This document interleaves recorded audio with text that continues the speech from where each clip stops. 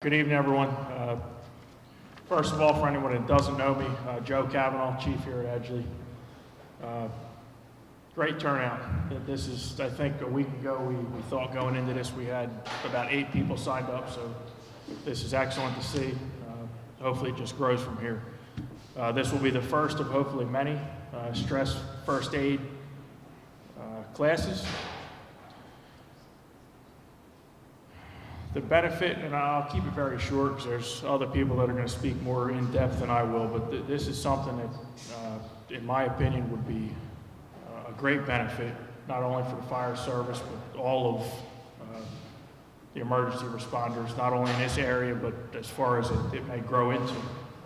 We're going to talk about many things that we deal with on a daily basis, that all of us as individuals deal with personally. But this will expand on where we can go for help, who we can talk to 24/7, 365 days a year, and that will be talking to our peers. We're going to hear some personal stories as well as a pretty broad overview of the program. So hopefully everybody can leave here with a better understanding of where we're headed. My personal goal, if one of you sitting there takes something out of this class and we help one person, I'm happy. All right. So I imagine it'll grow from here. Estimating, I don't know, about 60, I assume, which is excellent, like I said. So thank you, everybody, for coming. A couple great announcements coming too tonight that are very big steps that I'll leave to the others to announce. But thank you again.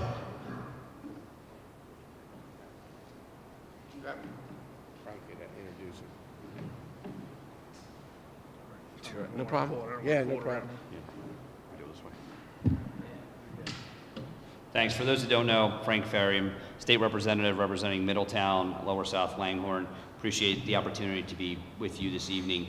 As Chief Cavanaugh said, we have some great announcements tonight. But before we get into the program, Congressman Fitzpatrick is here and wanted to say a few words. He's running an extremely busy schedule, being newly elected and the like, but he took some time out of his schedule to make sure he stopped by here tonight, and I think it's pretty important. So, Brian, would you like to come and say a few words?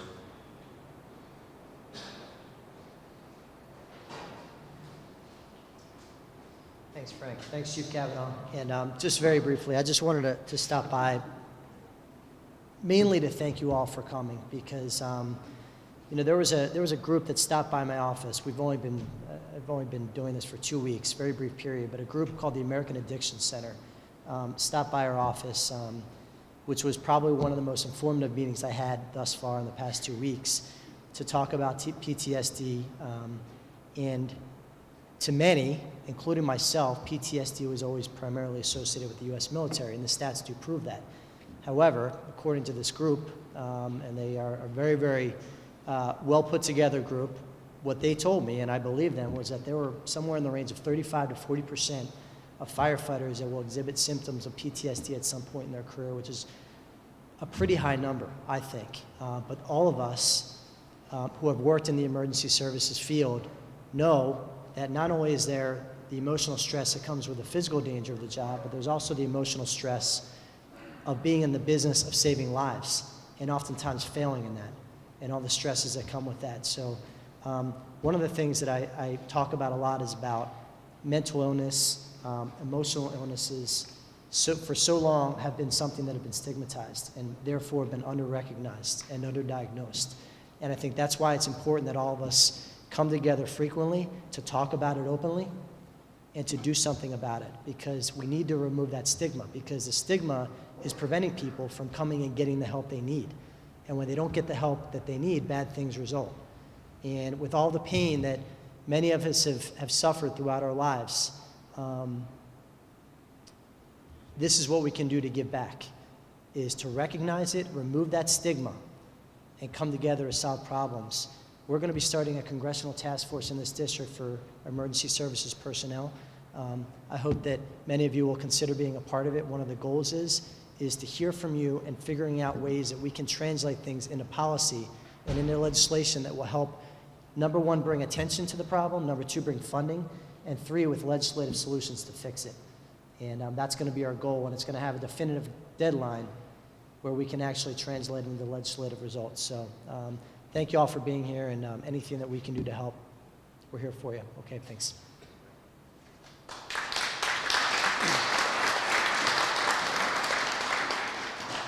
Thank you, Brian. I can tell you from at least the Bucks County delegation, Representatives Galloway, Tina, Jean DiGirolamo, up through our Central Bucks representatives, Senator Tomlinson, who has a representative here this evening, we have strong support in the Bucks County delegation, both Republicans and Democrats, for going out to Harrisburg and making a difference and making sure our first responders have the resources that we, I'm putting my first responder hat on, need. So, Brian, thank you. It's great to know that we'll have that same support in Washington, D.C. The next person I want to introduce is Nicole Wolf from Lenape Foundation, who actually has a very exciting announcement. So, Nicole, if you can come forward. Thank you, Frank, and thanks for inviting me here tonight. I appreciate it. Thank you for being here.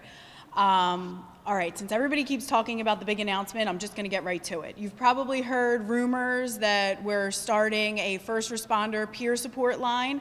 You probably saw the recruitment flyers around your stations or on Facebook. I mean, we've been trying to get these out all over the first responder world, and I am so excited to announce that it will go live tomorrow at 7 a.m. So, yay! We're so excited. I have both of these flyers on the back table. We're still recruiting volunteers, but we have enough to go live, so we're doing it. And so reach out to me, grab a flyer or my business card over there. Also, we have flyers for contact information for the first responder line.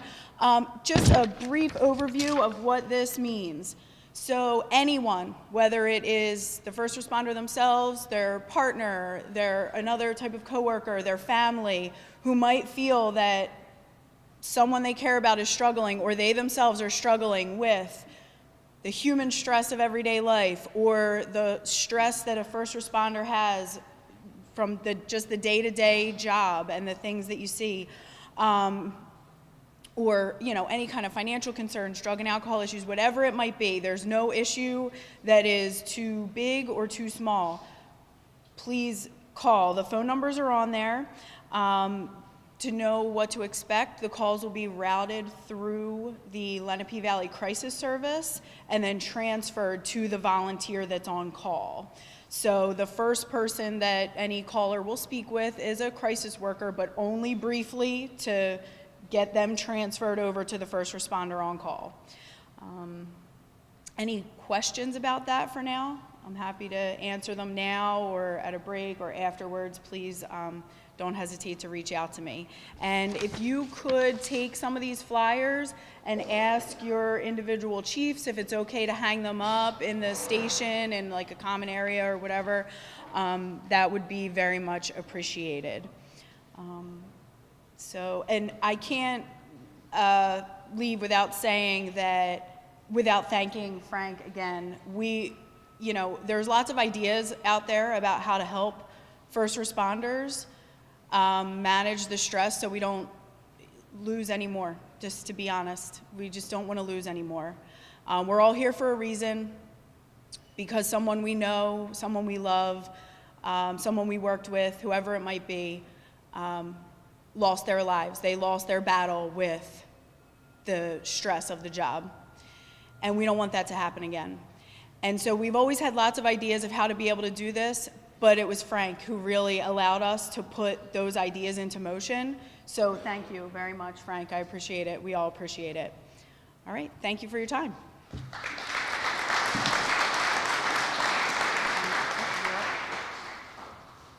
Thanks. It was a team effort. I'm blessed to be a legislator and be able to actually go and bang some heads together and wrestle with people. It's been a long time coming to get this first responder helpline put together, but it's one of many steps we have to continue moving forward. Congressman Patrick talked about the stigma, and we met here last week, and we went around the room as we were planning this event and said, what is it you want people to take away from it? I think there's three important things. It's the stigma and breaking down that wall. Everybody has a bad day. And we've all been on bad scenes. And, when you have family problems, financial problems, other life problems going on, coming to the firehouse is actually great relief, or going to the squad. I mean, you're getting away from there, but we all have bad calls. And, you know, it's about having the openness and breaking down that stigma that's okay to have a bad day or to need to talk to somebody. The second piece is the awareness. We have to drive the awareness of this issue.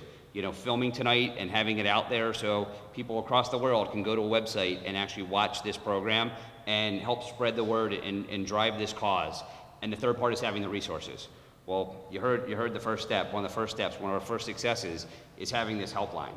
And there's more resources that are going to be needed. Hopefully, eventually, we have a peer system. So kind of like AA, they have their sponsor that they can call when they're having that itch.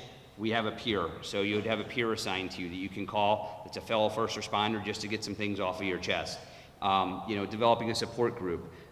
There's a lot of different things. There's some things we may have to tackle legislatively. There's stuff we're working on financially. I'm hoping in the next couple of weeks we can announce that a big donor is paying the balance of the costs of operating this helpline. We have a request into them. I don't want to put them on the hot spot right now, but I think we'll be able to announce very soon that they're going to fund the rest of the helpline. Lenape is contributing a lot of their own budget money to get this thing off the ground, which is fantastic. I've met with the University of Penn's nursing school. That nursing school does a tremendous amount of research on PTSD. They've done studies on the military and the impacts of PTSD, and I think that they are going to actually do a study on first responders. So that's in the early phases, but once we have that study, we can go chase around more funding and we can try and work to advance that cause. Representative Tina Davis is here to the left. Well, that's Jim Davis. So Tina's a little hobbled right now. So no, thanks for coming. For those of you who didn't get to see the program we had at Bucks Community College, the frat program, it is up on the website, up on my website. Please click it and watch it. It's about an hour and 30 minutes. It's something that actually some good things came out of. I think we had some different expectations going into that program, but it turned out to be a very good program, and I want to thank the Jaegers for taking the time to be there and be a part of it. What I've learned in researching this issue is there's a lot of people that want to help. There's a lot of people that want to make a difference, but we're all on different paths. And I'm trying, and hopefully through the UPenn study, trying to get everybody on the same path so we aren't wasting resources here while somebody's already duplicating that resource over here, so that we can just work together to move this issue and this cause forward. So I'm happy to be open to any ideas anybody has or answer any questions, but you didn't come here to hear me speak. You came here to hear Tony and Dave and these folks make this presentation. So with that, I'll turn it over to these gentlemen. Thank you, Representative Farry. If you don't know me, my name's Tony Correa. Besides other things, I'm a medic at Medical 143. Retired full-time, don't know what better to do, so I ride with Gino every Friday and Saturday night and have a great time. I am humbled and honored to have everybody here that's here tonight. We have a team of people, and you'll hear from them, put this together. To start this off, this program was developed by the National Fallen Firefighters Foundation through an AFG grant. So Congressman, when we keep reauthorizing that AFG grant, this is where that money goes to, sir. Thank you. So what they're going to do is give you a quick overview of what the fallen firefighters are and what our mission is. And a lot of people don't know that education and everyone goes home is a big part of it. So we're going to let them discuss it tonight. I have Dave Harris, as you know, and Brendan Orth, who is the lead advocate for the state of New Jersey. They're going to open it up, and Brendan's going to teach with me tonight. We have some other discussions before that, but I want them to get an overview of the program for you. Got to hop along? I got it. All right, so, good evening. If you don't know who I am David Harris. I've been in the fire service around here for about 37 years. Been a medic for 25 years. But anyway, what I want to take a couple minutes to talk to you about is what is the fallen firefighters. Everybody knows, and unfortunately you folks had the opportunity or misopportunity to go down to Emmitsburg this past year for John's services. But the fallen firefighters as a whole are taking a big stride, and that's one of the reasons why we're here tonight. It's not just about the services at Emmitsburg. Okay, it's about trying to prevent firefighter injuries and deaths. So there's a thing called the 16 Life Safety Initiatives that were developed back in 2004. I hope I'm going to get this to work. So with those initiatives, they have some broad areas that they try to deal with. All right, so structural firefighting, wildland, health, wellness, and fitness. Again, one of the reasons why distress first aid came into being, because there was a rise in firefighter suicides. Vehicles, the operation, dealing with, so forth and so on, and then training.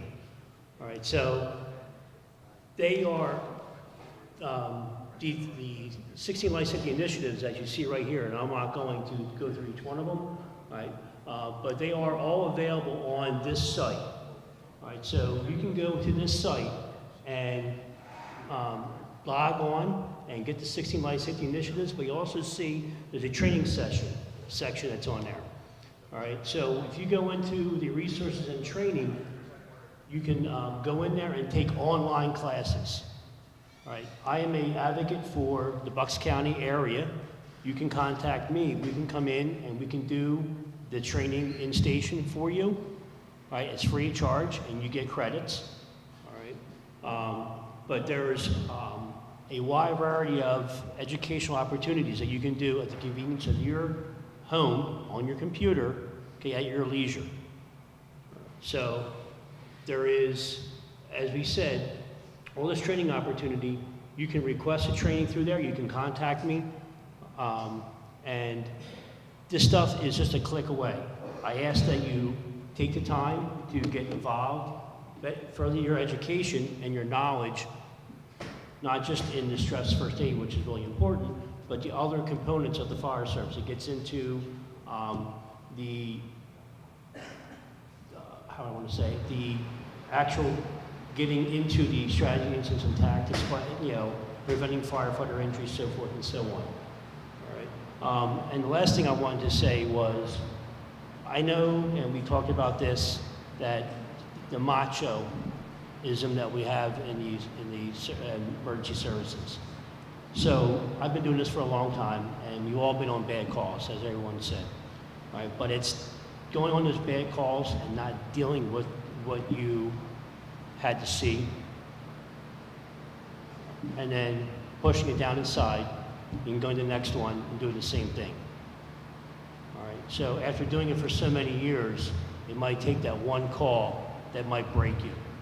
All right. And I will tell you that I reached that point last year on Christmas Day with having to do CPR on an 18-month-old that ended up being my son's best friend's sister.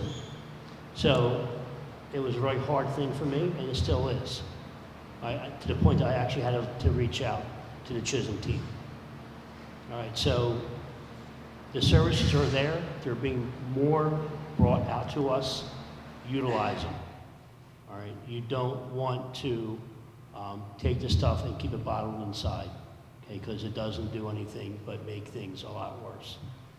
So I just wanted to take a time talk to you about the fallen firefighters, okay, the opportunities that are out there, all right, and we got to break down those barriers of the machoism that we do have.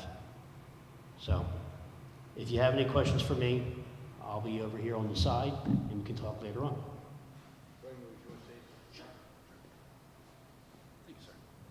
Thank you, David. My name's Brendan Orth, as Tony had introduced me earlier. I'm the state lead advocate for Pennsylvania.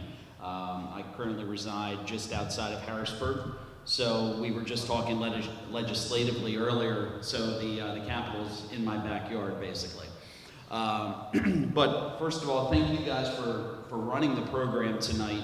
I think this is a new program that's out through the NFFF.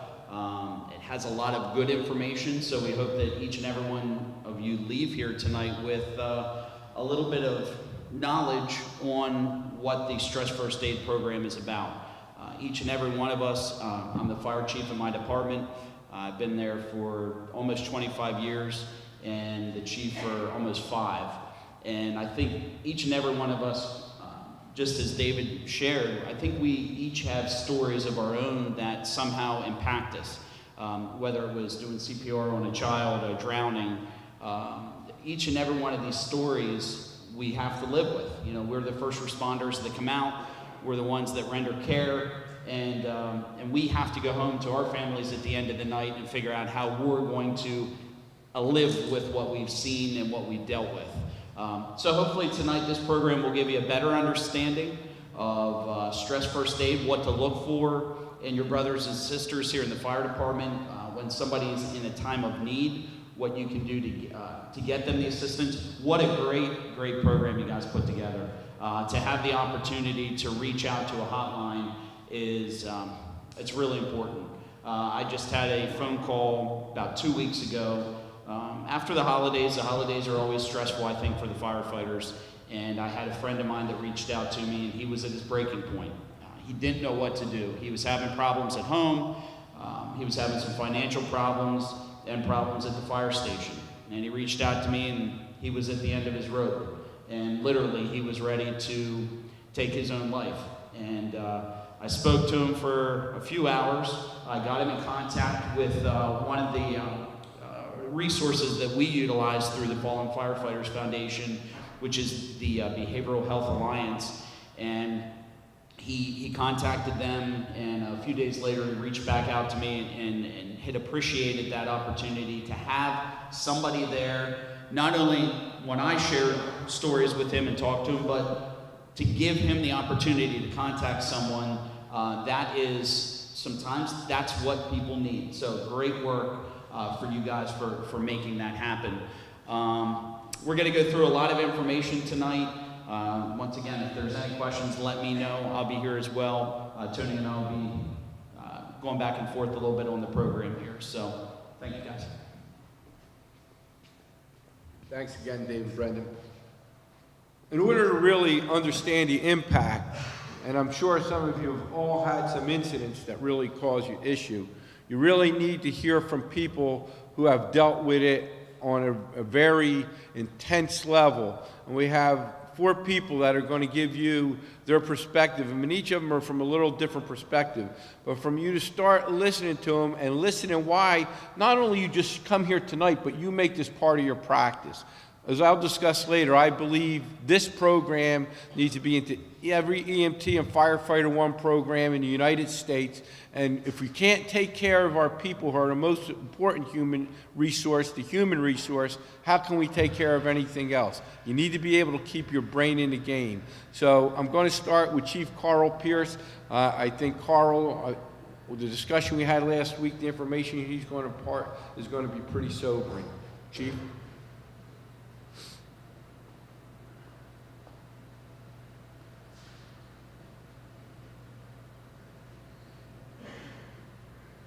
Thank you. Sorry, I got to write some stuff down. Not as I'm not as great a member as you guys do. On behalf of Chief Cavanaugh, President Bill Davis, Station 10 members, and families and instructors, I want to extend my gratitude for you guys asking me to say a few words about some of the events that occurred in my last couple years as chief. 2015 and 2016, no doubt, hit us hard. I don't think any of us had any idea what was going to happen. We just go about our way and we do what we have to do. It was a tough time for us, but thank God we've gotten through, and here we are tonight. I was going to say I was going to start back in the 90s, but I better take it down to the 80s and 70s and 60s and 50s here. A little bit of I'm going to start with walking through that front door. I remember when I walked through that front door, I had no idea what was going on. I walked through and handed some paperwork, and they said, you're going to be a fireman. I said, okay. Got you some gear, put you through a little bit of training, and in a matter of 2 weeks, I went to my first 3-alarm fire over at Marion Village. Watched 2 people jump out the second floor windows. And you know, it was kind of like, oh my God, what the hell am I doing? But you went about your way. We came back here. We never talked about it. We packed trucks in, we cleaned up, and we just kept moving. Back then, you weren't allowed to be a bad fireman. If you were a bad fireman, they threw you out. That's just the way it was. Over the years, we saw so many things. We never paid attention. You just, you know, what we called, what I believe is we just keep filing it. We got all these fire calls, and we just keep following them in the back of our head, never thinking about it. Until you start carrying a load. Somebody said last week, I think each of us carry a load. You never know what it's going to be, but we all carry a load. We've all been in some bad fires, and again, with the experience in this room, there's some guys that have seen some crazy things over the years that none of us probably would ever imagine. Again, we just did what we did. I'm going to fast forward to 2015, which would have been my third year as chief. Sorry, fourth year as chief. Keep forgetting. 2015 started as every other year until January 8th, when unfortunately we were dispatched for a large silo collapse at the Sylvia complex. It was 4 days, and at the end of the fourth day we recovered a gentleman that was buried in the cement. It was, to us, it was a crazy time. We learned a lot, but it was a fire call. There was a lot of stress back here. The place was trashed. We went through a lot of time, money, and but again, it was a fire call, and there wasn't much to talk about. We never really talked about it. We just put ourselves back together. And I think that was another one that we just turned around and we said we weren't allowed to talk about it. We had to move forward. We cleaned that mess up, and on April 2nd, we lost John Dawson. That again, it just hit the department pretty hard. But again, it was at the end, everybody said, how do we feel? I said, I don't know about you guys, but I felt pretty good at the end of that. We sent a man, home, with great honors, and it was just, at the end of the day, I think it was a great thing for this department, for him to go as he did. And again, it was just another event. And then I think, we just kept moving, and it is what it is, until August 1st. As we all know, August 1st, we lost our firefighter, George Redner. It hit us pretty hard, but I never knew how hard it really hit us. You start thinking the word suicide. When I heard the word suicide years ago, that didn't mean much to me but a coward. I always said, who the hell would do something like that? I gotta tell you, I learned a lot about that word the last couple of years. You learn about the things that occurred, the things that shouldn't have occurred, the things that are going to go and keep happening. I can tell you that myself, I remember the day before when I saw him, he had been taken to the hospital, and I talked to one of my guys, and we both kind of laughed and said, "Shit, he ain't gonna do that." I'll never forget that. It was on I-95 on the way down to a Phillies game. I said, I'll never forget that. And you think about that stuff, and it's just crazy, what happened that week. The funeral, the backlash, some of the criticism that we took. But we got through it. We laid our brother to rest. What again, I feel this department did a wonderful job for the family, for ourselves. And then things started happening, the long term. And we started drinking. Drinking like crazy. We were going out all the time. We were fighting each other, drinking. I know a lot of you say that's a regular weekend at Edgeley, but we're good at covering it up. But and different words started coming up. PTSD, and help, and this, and I'll be honest with you. When it first happened out there, about 6 guys were real close to my side. Joe was there, and I remember the team coming up from the county, and I won't say what my exact words were, but I said, leave. We don't need you. Leave. We're fine. We're firemen. We don't talk about this. Just go. Come to find out that we really did need them, and thank God they were here, and I think that helped us get through, a few of the weeks afterwards and a few of the months.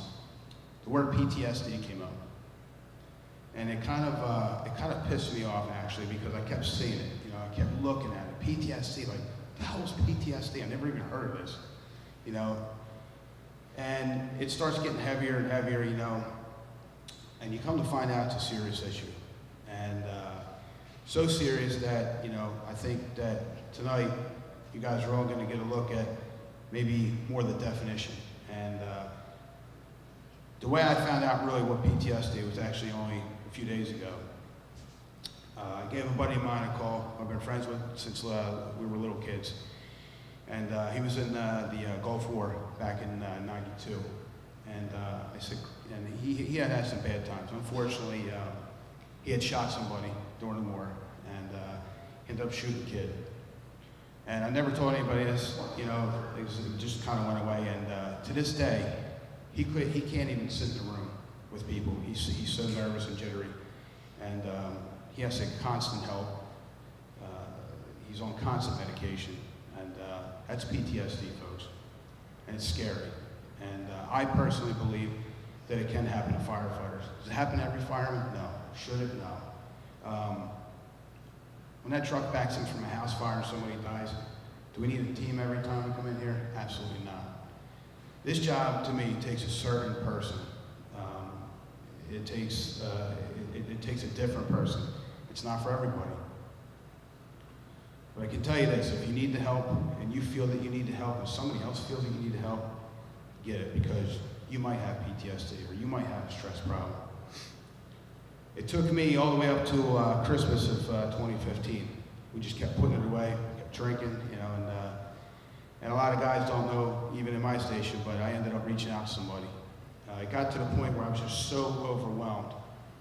And through the foundation, they set me up with somebody, and I went to talk to somebody. I was nervous, and I was completely embarrassed. I pulled into the parking lot, I looked around, took my wife's truck, didn't dare take a fire car. And I went into the place, and I sat down, and it was the couch with the 2 lamps. And I actually took a picture of it and sent it to my wife. I said, man, I really feel like a nut job, man. This is great, you know? And they come in and they ask, you know, do you feel like you're going to hurt yourself? Obviously not. Have you ever wanted to hurt anybody else? I'm like, oh, Jesus Christ, don't ask me that, you know? Have you ever abused alcohol? Oh, my God. How embarrassing, you know? It's like, oh, you know, but I'm going to tell you something. I talked to that guy for an hour. I was so embarrassed I made the appointment at 10 o'clock at night so that nobody would see me go in there. I walked out at 11 o'clock, and I feel like I had 1,000,000 pounds off my shoulders. I talked to a guy that didn't care. He wasn't a fireman. He didn't know me. I didn't know him. It felt great. And I went back a few times, and it felt good. And then we started putting everything behind us. We started putting it away. And unfortunately, last year, we lost Kenny Hop. And it just seemed to just open everything back up again. For all of us that knew Kenny, all of us that knew George, it was like, Jesus Christ. Like, I think for us, we came back here, and all of us were like, there's a problem. There's a big problem. And I think, again, it goes back to just putting it away. Whether it's the fires, personal life, financial, who knows? It was very hard for Edgley to put it away. We think about it all the time. It's not easy to heal, but we did it. And I think this is part of it tonight. Thank God. It's a long process, folks. I can tell you that. Today I still go on Facebook, and you can see there's pictures of guys that still visit George's grave and still talk about Kenny. And I personally believe, you know, at first I'm like, Jesus Christ, shut this off. This is stupid. This is enough. It's not enough. I personally like to forget August 1st and forget last summer when Kenny died. I personally would never want to think of them days ever again. But you can't forget them guys, because I think that's what helps us go on. We remember them guys. They were our friends, they were our brothers, and they died, unfortunately, from, you know, bad things that happen that we can prevent in the future. I learned a lot about people. I learned a lot about rebuilding, and I learned a lot about letting go. And it's a tough thing to do. Today, I don't even want to think of the word suicide. I call it a loss. It was a loss of 2 great friends. You leave here tonight, guys, all I can tell you is make the call. Call somebody. If you're embarrassed, talk to your fire chief, talk to a friend, make an anonymous phone call. It might not be nothing. And I personally think 90% of it's nothing. But that 10%, damn, you don't ever want to turn around and say, I wish I said something. You always remember, but we never forget. I mean, how could you forget a guy like George who threw up in the back room and sucked it up with a vacuum cleaner, you know? I mean, how could you forget a guy like that? How could you forget his smile, though, and his hand that was always out? Or how could you forget Kenny, who, if you crossed him the wrong way, the best would be to run the other way. That's what I consider with Kenny. You know, but another guy who had a smile on the fire ground, and he was an animal on the fire ground. You know, again, two good friends. So tonight, we remember those guys, but remember this, there is help.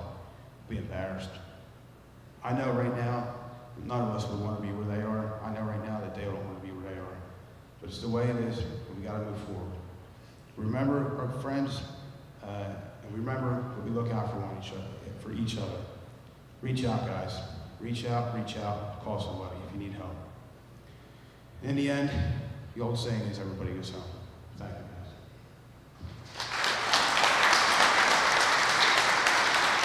Outstanding, Chief, outstanding.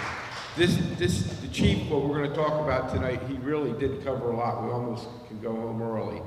But the point is that he went through a journey, and a lot of you might go through a journey, but don't do it alone, and we're gonna hopefully talk to you how not to do it alone. And, but before we get to that, we have George and Jackie Redner, and then Ken Hopkins could give you their perspective on what they'd like to see happen as we move on.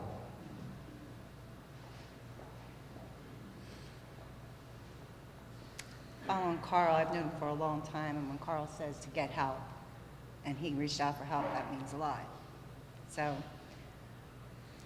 I'm just going to talk real quick about, you all knew Georgie. You all knew the smiles. Like Carl said, he had his hand out. He was, oh, how could you fit the smile laugh? I'm going to give you another side of Georgie, the side that most of you didn't know. We sent Georgie down to South Carolina when he was, what, 21? He wanted to be a firefighter. That's all he ever wanted to be. We sent him down there. He was happy. Left here. You know, his guy's down here. He went down there. He was happy. He loved it until he had a bad call. He lost a 2-year-old. He worked on her from the time they pulled her out of the pool until the time that they got her to the hospital. They couldn't bring her back. 8 hours later, they had another call. It was an older man who kept overdosing. They were able to save his life. After that, he called his father. He had a different tone. He wasn't the same Georgie. And then he started doubting himself. I don't know if I want to stay here. I think I'm going to come home. He ended up coming home a month later. Right? So anyway, he came home. He was different. He wasn't the Georgie that we sent down there. He was still happy. He was still smiling, the guy that you guys all saw. But there was another side of him. There was a side of him that when he got upset, he got really angry. If he had a fight with his girlfriend, he would go a little off, really off. He ended up having a fight with his girlfriend one night. And he made a threat that he was going to kill himself, and someone at Squad 139 in Newtown was one of his friends. She had him 302'd. He was taken to the hospital. Someone called us and notified us, and like I said, this is a side of Georgie he didn't know. He didn't believe that he could ask for help, because if he asked for help, it made him weak. And if he was weak, he couldn't do his job, or no one would want to work with him. There's a stigma that you guys have attached to you that you have to get rid of. So his partner 302'd him. We got there, we got to Lower Bucks Hospital. He didn't want to see me or his father. He didn't want to see his chief from the squad. So they thought it would be best that we left. We did. We went home. Georgie he went up, I think, to Brookline Hospital. He stayed there for a week. He worked the program. He did really good. He learned how to, we thought, handle his anger and everything else. But it wasn't a program for someone suffering from PTSD or PTS. So, because that wasn't talked about. Life went on. Georgie kept going. He ran down here. He had his friends. He ran with the squad, 3 different squads, until he got the job at Six Flags, and he made full-time firefighter. So now he's working full-time there, trying to get in Philly Fire Academy, doing everything he can to do that, because that was his dream, and also working at 3 different squads. 4 jobs, no sleep, and trying to make enough money to survive. He was doing good. He had a good life. He got the notice that he got his dream job. Everything was going good, and he had a fight with his girlfriend. And we all know what happened from there. He reached out for help. He did. And the right people found him. Carl found him, Joe found him, the guys from the squad found him. They got him to where he needed to be. But unfortunately, he slipped through the cracks, and they let him go. Because he wouldn't ask for that help as far as that he really needed to stay. He was afraid. It was that stigma once again. I don't know. I want to make this point really clear to all of you.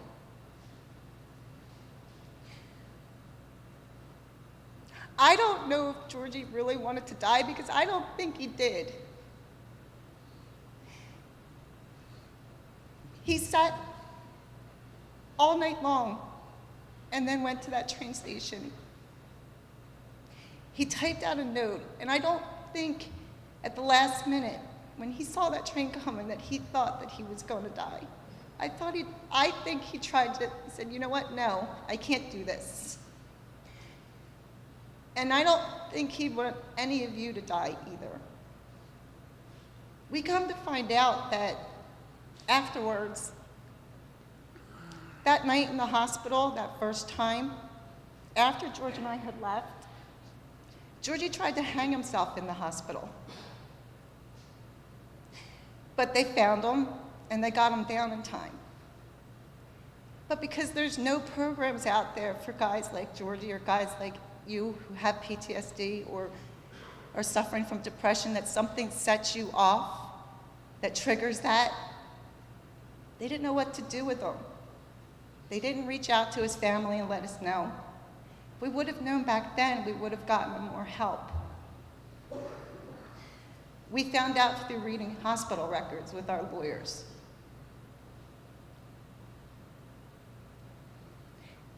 You know, you're all heroes, but even heroes can break down sometimes.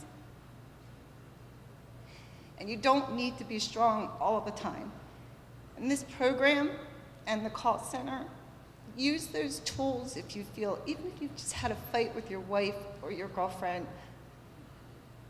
or you can't make a bill and something sets you off, pick up the phone and call someone.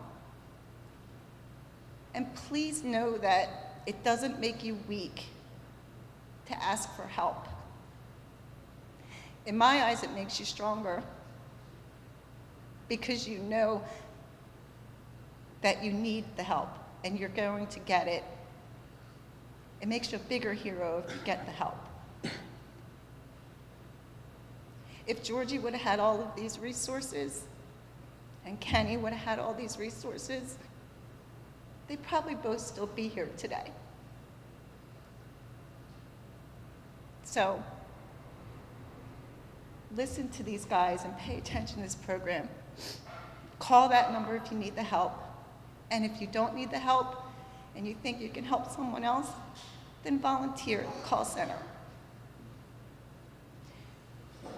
Don't wind up like Georgie and Kenny, because like Carl said, I don't think they want to be where they are. I think they'd rather be here with us today.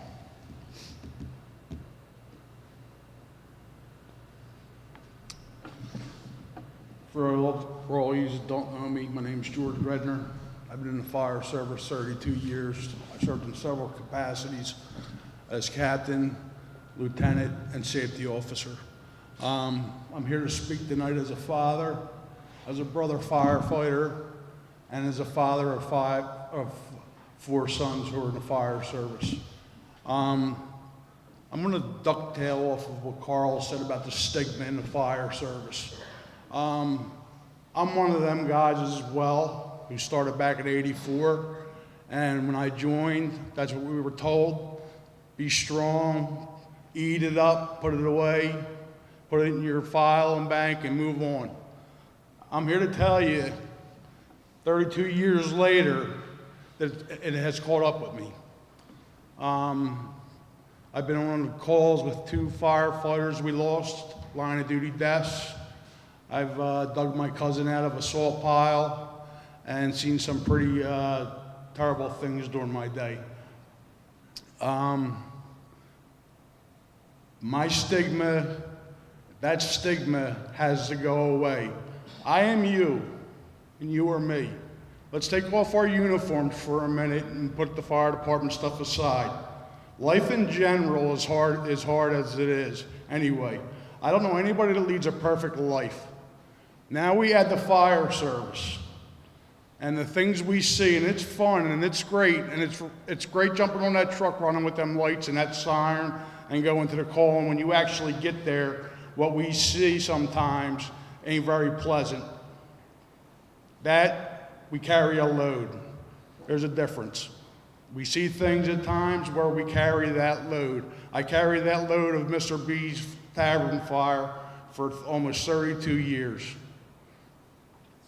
I carry a load for Kenny Hopkins. Unimaginable. We have to break the stigma. We're all not tough. Over time, you'll notice that things will start to bother you. That's where you'll see when you go on a call. It's like, my example is, it's like having that new car when you start out in the fire service. You know, it's great. You're riding the trucks, everything's cool, everything's great. You're running the fire, your adrenaline's going, and then all of a sudden, you get hit out for a fire, and now it just becomes a job. And you're like, wow.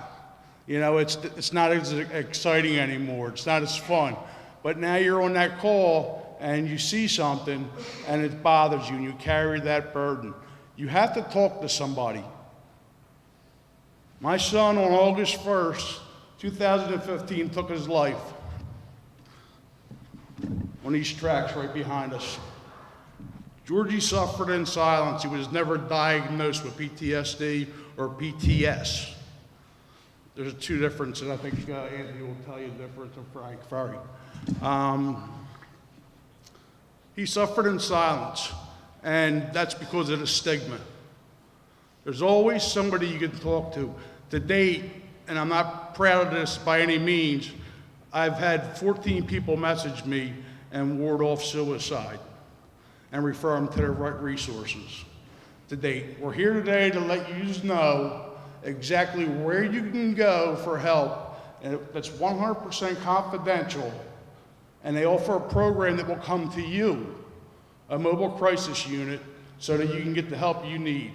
We have to take care of one another. In closing, we took an oath to take care of other people. Let's take an oath to take care of one another. Thank you very much.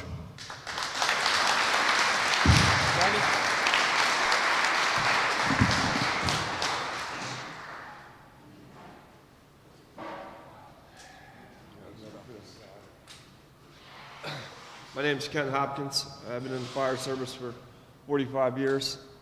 I wasn't ready to talk tonight, so I'm kind of emotional. I knew my son was struggling. He was diagnosed with PTSD. He was on many medications. We tried to help him out, but because of the HIPAA laws, we couldn't get any information on what he was taking, how much he was taking. But all I can tell you is that, he went from day to day, didn't miss a day at his job. He went from heroin addiction to overdoses to, losing and saving. That was their job. They did it every day.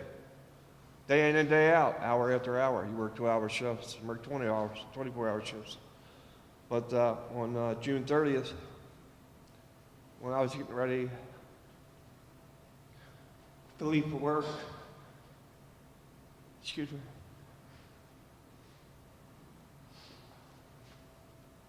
I knew something was wrong. I never went in his room. That morning I did. After I left checking on him, he came downstairs. We had a little altercation. The switch just went off. I don't know what happened to him.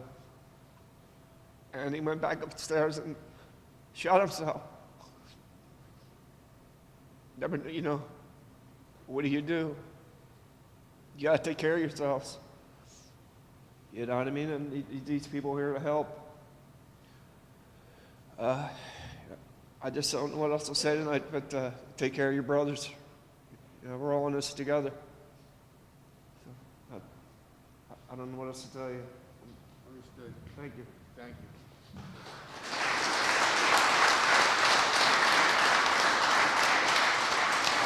I'd like to thank Chief Pierce, Jackie, George, and Kenny. I'm sure you can see, I know you can't feel, but you can see how hard that was for them, but it was also important for all four of them here to have that discussion. I'm sure there's others of you out there that need to have that discussion too. And we're going to go into having some discussion in a class. We're not going to teach a class tonight.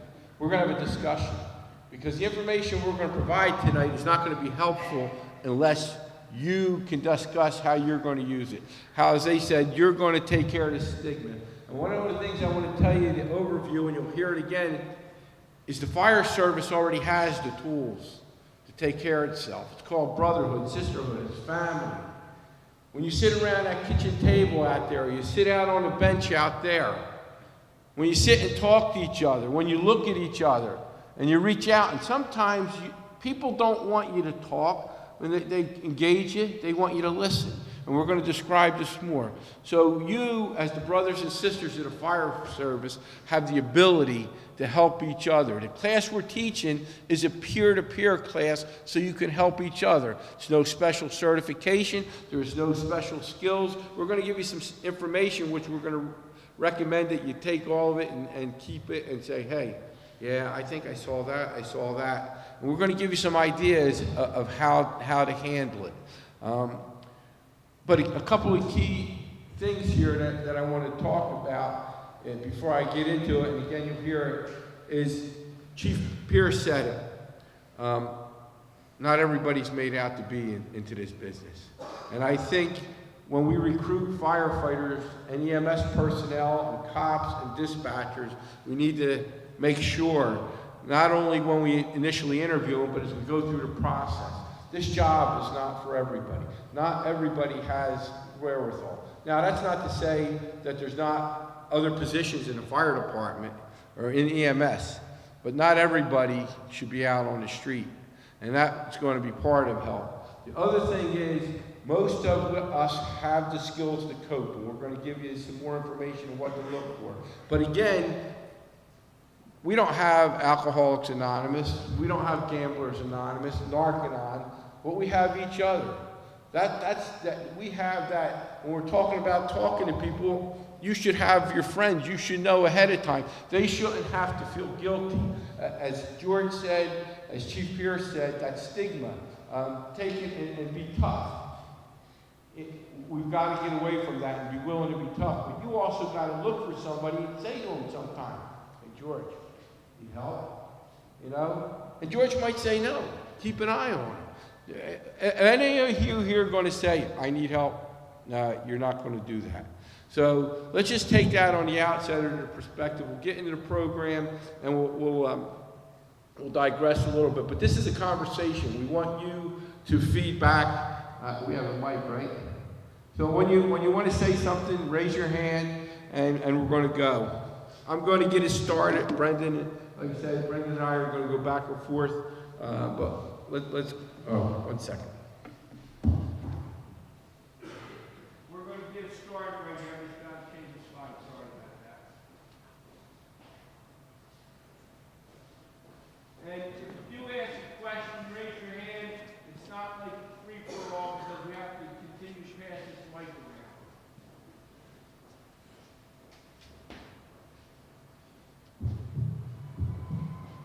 I would say that firefighters do that in themselves a lot. We see people in the worst times, the worst moments. Unfortunately, I have seen firefighters struggle and deal with very stressful situations that ends up getting into the personal lives. Unfortunately, lost dear friends. I've seen the families break up. Public safety, police, fire, and EMS are more prone to mental health problems. I mean, we see terrible things every day. At some point, your guard's down. At some point, your cup has taken on too much, and it overflows. And it doesn't mean you're weak. It just means that that day you took it a little too much.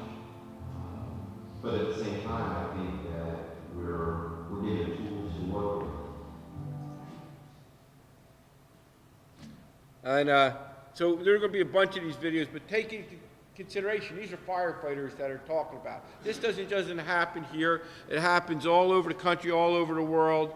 As Jackie and George will tell you, Canada's really getting it together to deal with this type of stuff. So be aware, it happens all over.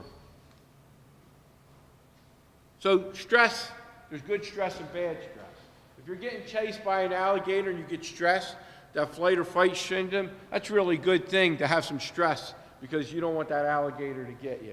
All right, so it's essential, and we, as said before, we need to have some toughness. This is not like every little thing should bother us. Oh, I got a hangnail, I need help. But you know, there are some areas we need to have some toughness in the fire and emergency services, and good stress will help you with that. Helps you with growth and development. If you don't have challenges in your life, if you don't have things that test you, you're not going to grow as a person. It's not going to make you better. It helps you acquire new skills, help meeting challenges. This business is about meeting challenges. We have to meet challenges all the time. The guys that work with me know that I am the guy that if you want to have challenging calls, ride with me. And so we have them all the time. Gino wants a special dispensation for putting up with it regularly.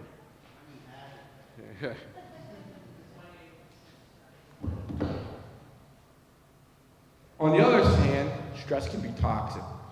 There's persistent, when you have persistent internal distress, when it's going on and on, it's just like an ache. If you have a broken bone and it has pain, sooner or later you're going to take care of that physical pain. You need to take care of the emotional pain also. If you're not doing things normally, you're not thinking, you're forgetting, you're having problems, you're not doing things the way you are, you're on a call, whether it's fire, police, or EMS, or you're a dispatcher, and you're not remembering how to answer that call. That stress is not good. That's not the type of stress you want to have. If you start getting yourself into trouble, as Chief Pierce said, they were drinking a lot. Usually what comes with that is we get ourselves in trouble. All right? We've all been there, and you got to start blaming it on everybody else. It's everybody else's fault that I'm in trouble. But the reality is you have something bothering you, and you haven't figured out how to deal with it. Substance abuse, as we talked earlier, the frat guys cover that pretty good. They're out there to help, but substance abuse is a real problem. And, you know, a couple of people are really, like, making a big thing out of it. They had a firefighter out in Washington, I believe, got busted for doing heroin. I'm not surprised. I'm sure it's just the tip of the iceberg. It's a stressful job. You need relief. And we need to find that the relief isn't going to be in drugs or alcohol. And then we develop mental disorders. Maybe we're fine. Maybe if we got help earlier, we wouldn't have some of the problems that we started having. So stress is caused, and here's where you get the feedback and put some information in. But stress has different areas it comes from. It's not just being on the job. You got to take all the stress in your life, whether it's personal, whether it's at work, whether it's issues with somebody doing something wrong, and there's moral decisions and you're not dealing with it. So I'm sure everybody has seen, or maybe you haven't dealt with people that have had, got scared, had to bail out, almost got killed, had a Mayday, maybe had cancer. My first wife passed away from breast cancer. I watched her try to fight and suffer from the age 31 through 36. That's a lot of stress on a person. She went and sought help. She went to the priest. It helped her out. So it could be a life-threatening issue that causes you stress. Loss. We all face loss. The loss now that we've been talking about here with Kenny and George. We face loss. When you face loss, how does that deal with you? You lose your mother, your father, your brother, your sister. As I said, in my case, it was losing my wife with 2 young kids. I also got to be the incident commander on February 9th, 2006, when we lost Ed Marbett in a house fire. So that loss affects you. And sometimes you can go on and deal with it. Sometimes we'll get into it. You're going to need help to deal with it. Here's a big one. Do you think about, here's a big one, moral injury. So this is police and fire, and I know everybody's gonna go, oh, we've been there. But somebody, the woman that you grew up next door to, she's a good friend of yours. You've always been friends, and she marries George. And George, not you, George, the other George. And George marries your best friend. He joins the fire department, and he starts cheating on her. Is that stressful to you to hold that in? Anybody? Yes? Stressful? No? Holding in moral issues? So dealing with moral issues is stressful. You got to understand that they can impact you also. Fatigue is over time. So when you're in a system that runs 10, 20, 30 calls at a time, you keep doing the same thing over and over again, you run a lot of sick people, or you run a lot of alarm calls, that gets to be stressful. If you run 3, 4, 5 alarm calls within a couple hours of the day, you happy? No, it probably aggravates you, it stresses you. Run into the people that call because they stubbed their toe or some other issue at 4 or 5 o'clock in the morning, that's stressful. If it keeps going on, it keeps building up. So all of these things can cause stress. But I want to ask you now, what other things cause you stress out there? Personal, work life, does work, you got a boss that you hate? Yeah. Now you got a boss you don't like, but we don't have to ID who they are. Don't worry. The last two are the two that caused Georgie suicide. The last two are the two that caused Georgie to commit suicide. Inner conflict and wear and tear was what led up to Georgie's death. Okay. So, I mean, anything else that is out there that you cause stress, that has put you to the edge? Come on, nobody out here has any stress. You all are pretty happy, day to day. Todd, go on. You're lucky. Todd's from the Turnpike, so he'll tell you. Go on. That mic is for the TV. Right. Coverage, so you have to speak loud so everybody can hear. Working around the clock and not making ends meet. Absolutely. Trying to take care of your family and you can't do it. Working 2, 3 jobs. Isn't that what EMS is? Absolutely. Some of the fire jobs, they just had a fireman on TV the other day. He has to work 2 jobs to make ends meet. Todd, you're up in there dealing with bureaucracy at the Turnpike. Is that stressful? Yeah. Deal with it every day. This man tries to get things done for you. So if you respond to the Turnpike, he's the traffic incident management coordinator. And the stuff above him, Yeah, I'm salaried, so I start at 6 a.m. every morning. I'll work till 11 o'clock tonight. I'll be back at 6 o'clock tomorrow morning. Have a meeting tomorrow night. Stress is a big thing. What you guys talk about. I have a brother that committed suicide. My best friend, 23 years ago, shot himself. Didn't own a gun. Went out and bought a gun. His handwriting was that shaky that he went to a department store and he bought a shotgun and shot himself. I was the one who found him. Had 2 other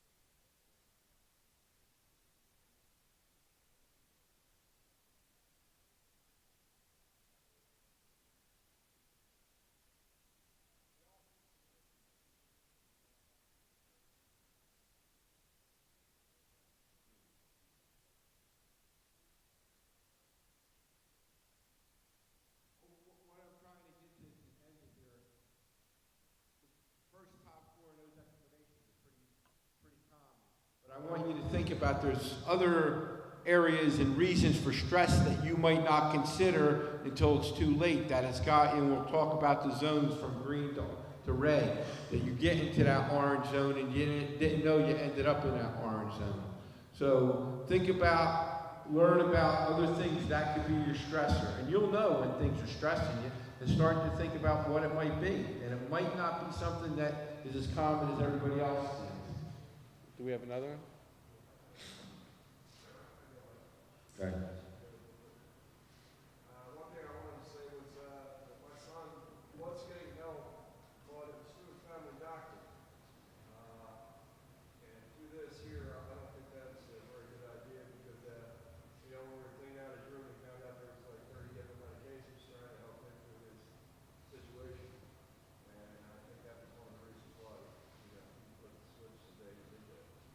So I think there should be some sort of way where we can go into, like you said, let it be, your family doctor is me.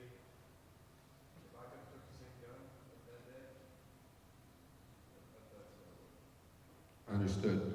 And that's a good point, and we're going to talk about how to help each other with stress, but when it gets to the point you can't help it, Lenape's now got the problem. It's going to be an integrated process. These are the stress continuum models. And while we don't specifically talk about PTSD, if you look down there in the red, you'll notice that's all of the signs and symptoms of PTSD. This, we have a handout over there. I hope everybody takes it. I hope you put it in your locker. The stations keep them where everybody can see them up on the bulletin boards, because this is the type of stuff. Now we talked about what caused it. Now we're talking, look, how to identify it. Obviously in the green, we're together. We got it together. We're in control, no problem. You start reacting in the yellow, and in my estimation, if we could catch you in the yellow, we're doing a whole lot better. I'd rather get you in the yellow where I got a better chance of helping you than when you get into the orange. And we're going to talk about, if you get to the red, you're past we can help each other. That's when you need to get professional help. So yellow is reacting. Definition is mild and transient. So you have a stress reaction. You had a cardiac arrest today of somebody you knew vaguely. So it bothered you, but you got over it. Always goes away, low risk. So most of this stuff, if you know about it, think about it, have stress reduction processes that you've worked out, you can take care of it. What it looks like is feeling irritable, you're anxious, you're feeling a little depressed, loss of motivation, loss of focus, difficulty sleeping, muscle tension or other physical changes, not having fun. But it's all stuff that most likely in the yellow zone, you're going to resolve on your own. And you'll think about it, as I told you before, we do have a certain level of resiliency. And if you look at these yellow things, if you have a plan, I've been living in the yellow zone the last couple of days, a little bit of orange. And I had to talk to some people just to help. And like I said before, a lot of times it's just talking. We're going to talk about it later. There's a part in here. It doesn't have to be a formal discussion. You don't have to say, okay, well, now we're having a stress reduction discussion. It could be just having a conversation that helps somebody. Injured. When you get into orange, we have concern. We got to do something. We have to act. You have to act. We have to help each other.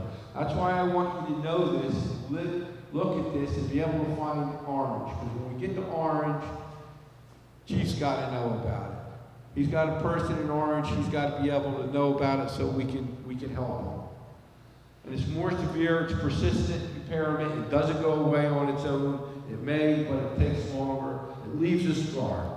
So it's like cutting your arm, having a deep cut, and it doesn't go away. Higher risk, you're higher risk to end up over in red. Causes something threatened your life.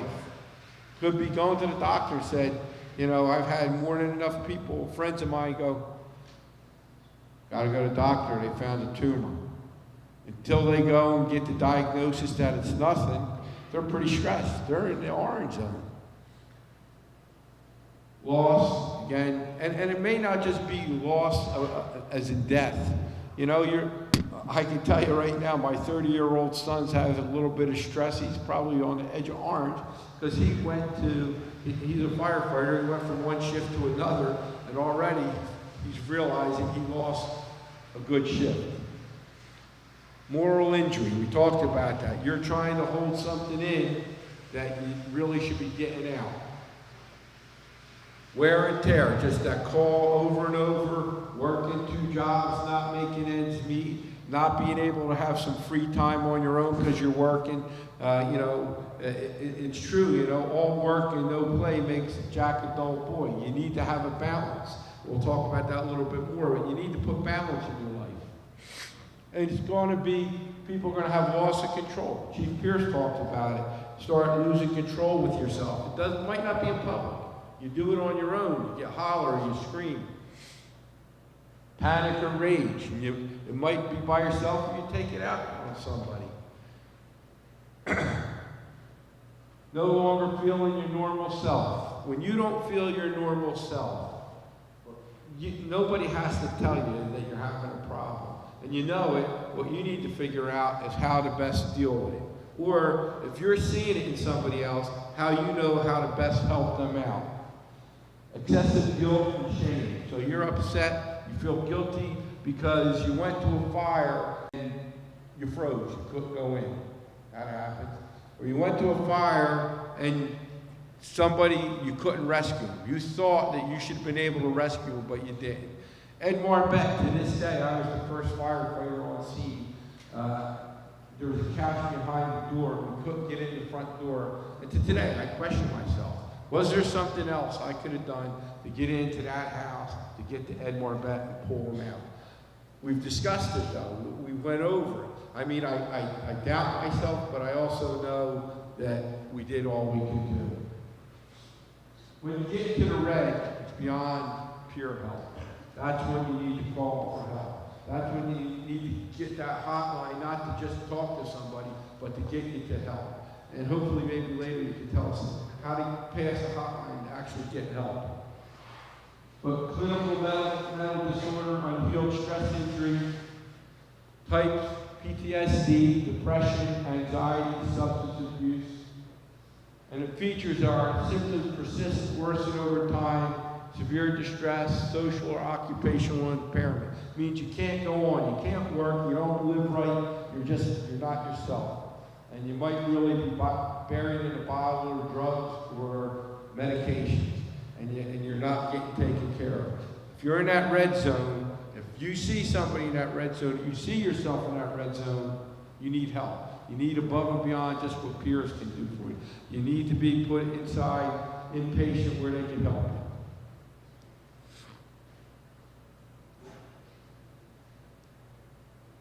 All right, going backwards.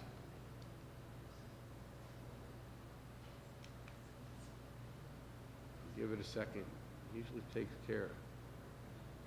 What happens? It takes a second for the video to come up.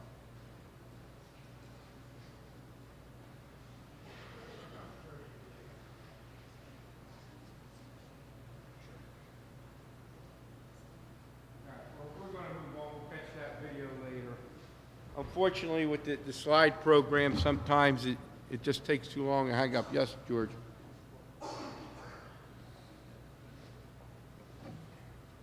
On one hand, I tend to disagree. When we get into the red zone is when we should be contacting the mental health authorities. In my situation with Georgie, that should have been done in the yellow zone because Georgie went from the yellow zone directly into the red zone the next day, and that's when he lost his life. It's very difficult for first responders who work multiple jobs to get any rest. And Georgie was a prime example that was my experience with Georgie. Georgie lacked a lot of sleep, and when you lack sleep, and that plays tricks on your mind.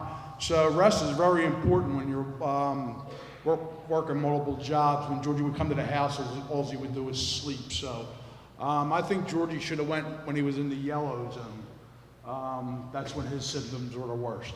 So, And it's a good point. Not everybody's stress impacts. Everybody has different stressors. Everybody has different reactions. Everybody needs different levels of intervention. And with this process, we give you some guidelines, but you got to get to know the people. You got to get to understand them. And if you're a friend, you're a colleague, a brother, sister, firefighter, hopefully you'll see those things. So what is stress first aid? It's a flexible framework that gives you guidance on how to quickly assess and respond to stress reactions resulting from both personal and work stress. As I said earlier, it doesn't matter where the stress comes from. Stress impacts you. It impacts you here, it impacts you on the job, it impacts you at home, it impacts you wherever you're at. And this is going to help you to have a process to intervene, a way to preserve well-being, prevent further harm, and promote recovery. So we're hoping that utilizing the stress continuum on there and recognizing it, that you're going to help either yourself or help somebody else, or do it together, promote and help yourself from harm and promote recovery. And a practical tool to whenever needed for yourself or your peers.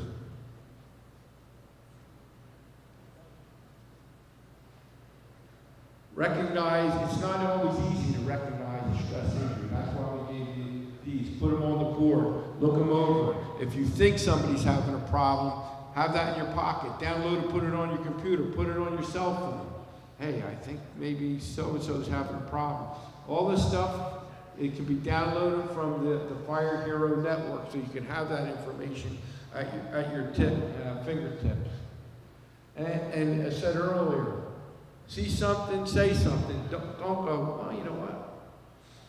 I think Todd's got a problem. I'm not sure if Todd has a problem. Pay attention to it. As we'll talk later, pay attention. You might want to write it down. You might want to recognize what is the way he's acting out. What are the stress-related indicators he has? And connect peer to appropriate support. So maybe talking to the peers do it. Maybe they need to talk to a family member. Maybe they have a good friend outside the emergency services. Or maybe they need to go to mental health.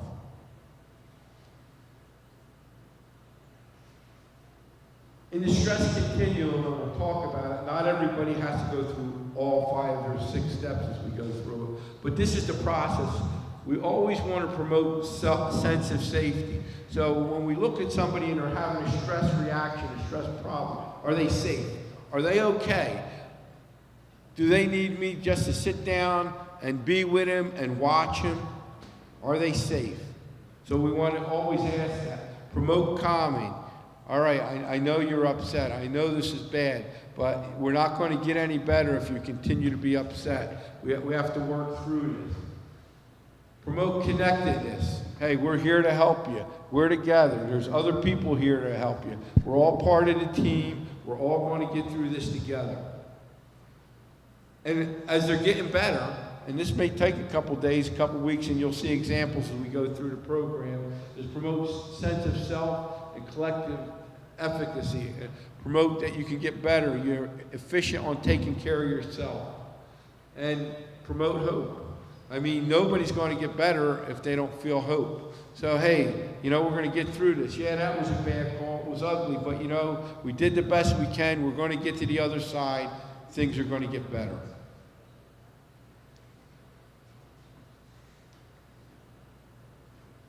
And so when you have a stressor, you have a distress or loss of function due to stress, you're going to check, and we're going to go into these in detail, so I'm not going to cover them all now. They're all broken down. Observe and listen. Coordinate, get help, and refer as needed. Cover. Get to safety as soon as possible, so make sure you get, maybe the person doesn't need cover, maybe they're violent, maybe they're going to hurt somebody. Make sure other people aren't going to get hurt because of their being upset. Calm, again we talked about it, we'll talk about it more in detail. Calm, relax, focus. Connect, get support from others, start getting them connected with others, sit down with their crew again, their best friends, get them connected. Competence, make them feel that they're competent. Sometimes they, whoa, you know what, I froze up in that fire, I can't go back in. Or you know what, I screwed up on that cardiac arrest call. All right, look, we got through it. You're a better person. We're going to work with you. We're going to retrain you. We're going to help you. But you can do this again. And confidence, you want to get them to that point of self-esteem where they're pretty good. They can go out and act on their own, be themselves, pretty much themselves again with little help. But you always want to be able to provide a support system. And hopefully that'll bring us to wellness. We talked about this a little bit before, and this is extremely important. And I think Chief Pierce and Chief Kavanaugh understand it and bring it out. You need strong leadership. And you have to be, whatever organization you're in, whether it's a job, whether it's a volunteer company, a career organization, whether it's the Red Cross, you have to have good leaders, strong leaders that understand that they need to take care of their people. They need to support them, not just for stress first aid, not just for stress injuries, but day to day in a job. That they need to be there to support them, to do what it is to make them the best at what they can be at their job. So having good and strong leaders is important. And peer support and unit cohesion. Where else, other than emergency services and military, do we have such a strong bond that we have cohesion? And if your group is not having cohesion, like I said, I talked to my son today on the first day of his shift. There's turmoil. He's not happy. They're not happy. If they don't figure this out over 3 or 4 shifts, it's only going to get worse. They're all going to be stressed instead of 1 or 2 of them. Stress is individualized care, and it's individual. Everybody reacts to stress differently. Different events are different triggers for different people, and what level of help they need is all different. So you need to be patient. Listen. Do a lot of listening of what they're saying, what they're thinking, what's going on, and you can help everybody, but it's not all going to be the same. What helps Gino is not going to help Bruce, is not going to help Natalie. It's all a little bit different. It's an ongoing process. You don't go and we'll talk about it in a second, you don't go and do this once and it's done. It's an ongoing. You got to be supportive all the time, and it's collaborative. It's got to be the leadership. It's got to be the members. It's got to be family. Everybody's got to be part of that support system. If you think that somebody doesn't have a good support system at home, then maybe you need to be a little bit more of that family for them.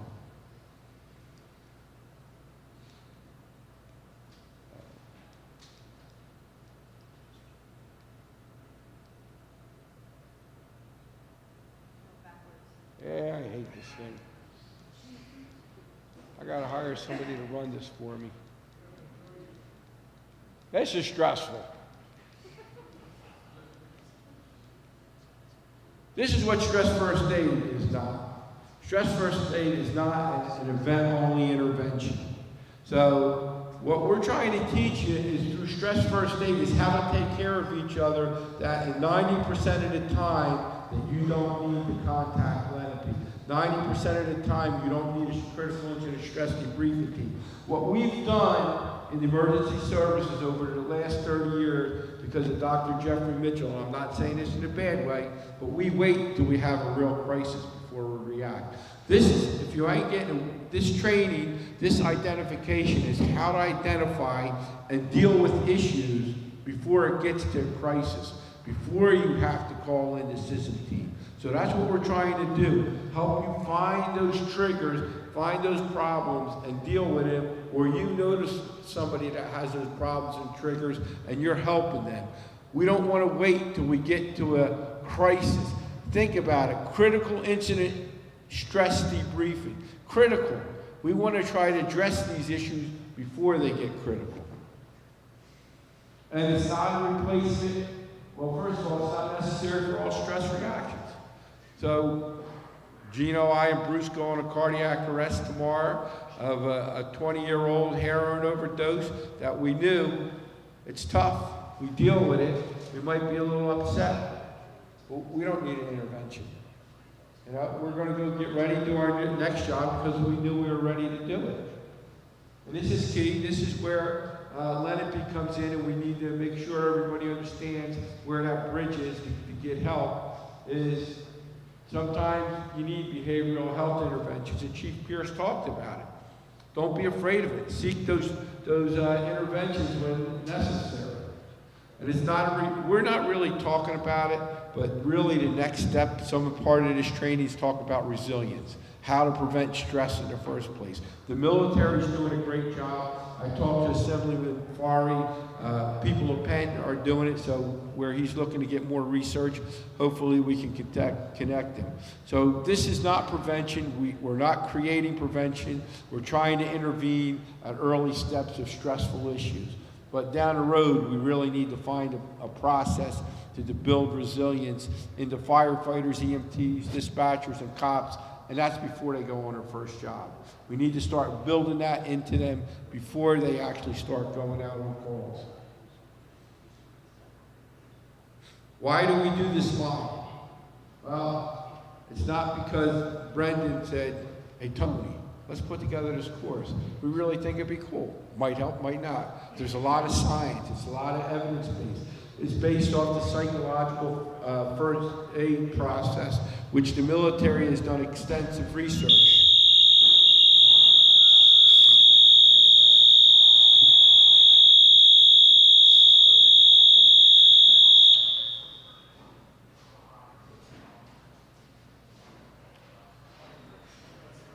What? Yeah.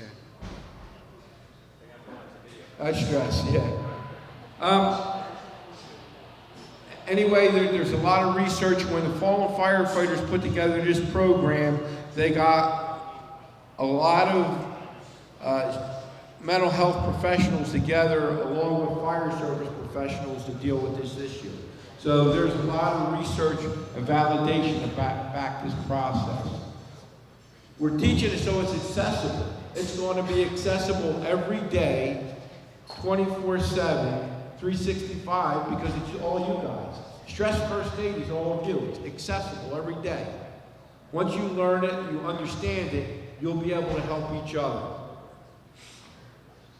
Again, it provides procedures for early care. We're not waiting until there's a critical incident that is really hard to come back from. It's the early intervention. It's like smoke detectors in the house. If you have a smoke detector go off and you can catch the fire early, it's a lot better than when it's blowing out 2 or 3 rooms. Facilitates further care, so we identify when it is, hey, you know what, it's time to go to further care. We can't handle it inside, you need to seek professionals. Creates links to therapy and healing, and this is the key one, everybody goes home, but everybody goes back to work. Whether it's career or volunteer, we want to get you back to work. What this shows, and I don't expect you to remember it, it's you use different parts of the stress first aid continuum depending on what the problem is. So you need to use all 7. You might need 2, you might need 3, and it's different. But you need to decide, hey, and you'll have that checklist besides that, and we'll go through it. You go, okay, look, he's over here, he needs cover and competence, but he doesn't need check. So when you have it, and you're not going to remember all of this. So as I said before, keep these forms, look at them. Don't be afraid to say, hey, when the time comes, if I need something, I know where that information is, and I'm going to look at it and see where this person is.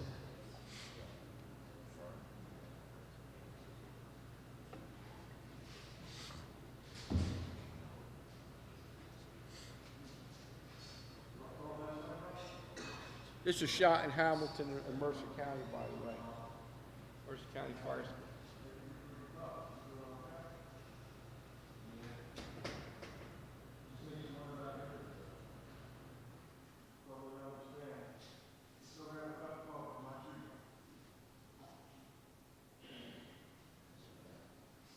And I'm sorry they cut him so short, but I think they cut him short in here to shorten the program. But the point is, in check, and I'm going to turn it over to Brendan here, but in check, and we'll go more in detail, simply asking a few questions, right? That was pretty easy, right? Just check. The guy had a problem. He was honest. He said he had a problem. The other person saw that he had a problem, and hey, we'll just go have coffee. Maybe sitting and having that coffee is all you needed to take care of that problem. But if you let it fester and fester, you've went from that yellow to an orange, and it could end up being in the red. You ready? I'm going to turn it over. It's right there. Sounds good.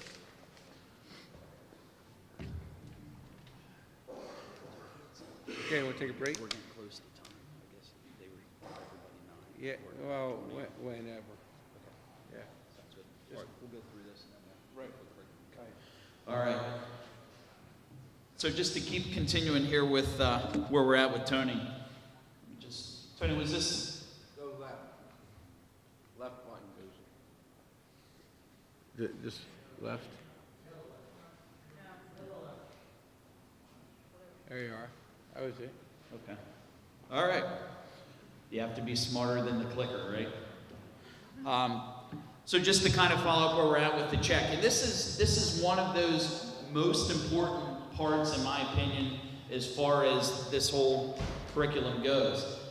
This is the stage where we start to check in on our brothers and sisters. Start to ask them, are they, is everything okay? How you feeling? You were maybe we went on a bad call together. I've used this situation multiple times. I just had, we had 3 drownings in our first due area. They were all children, and they were all within about a 4-month period of time.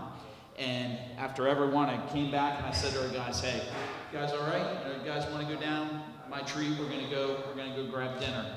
And you start to see things. And as you progress through these stages, I started to see problems with my guys. When we're at that 3rd cardiac arrest of a child as a result of a drowning, you start to see different stages. You start to see these guys change. You start to see where they're not dealing with it as well as they did maybe with the first call. So check. So basically what we want you to do is to observe. And that's the main thing. Keep an eye out. That's what we do. When you come in the station, hey, you can kind of tell generally by somebody's demeanor if they're having a good day or a bad day. Are they in a good mood or bad mood? Look, listen to them. If they want to talk, listen to what they have to say. Some of the stressors, distress, changing and functioning, response to interventions, keep it on track. Examine one-on-one interactions. That whole, hey, we're sitting in the bunk room, we're sitting in the day room, hanging out, talking. You can kind of tell as a person standing, sitting there in the chair, not being very quiet when generally they're a very outgoing, sociable person. Once again, that demeanor, that change in who they are.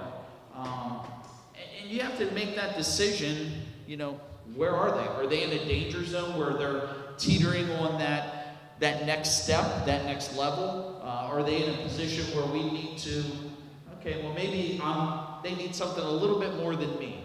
They need somebody else to talk to. I'm not maybe the one that's going to be the best person to talk to them because maybe I was on the call with them, so maybe I'm not a good person. Maybe they want somebody else. Maybe they want somebody that they don't know. And so many of our stories that we've heard tonight and have been shared, having that one person that you could pick up the phone and talk to that maybe has no fire department relation. Sometimes that is that person that they can listen. It doesn't necessarily have to be somebody that can relate to that call in particular.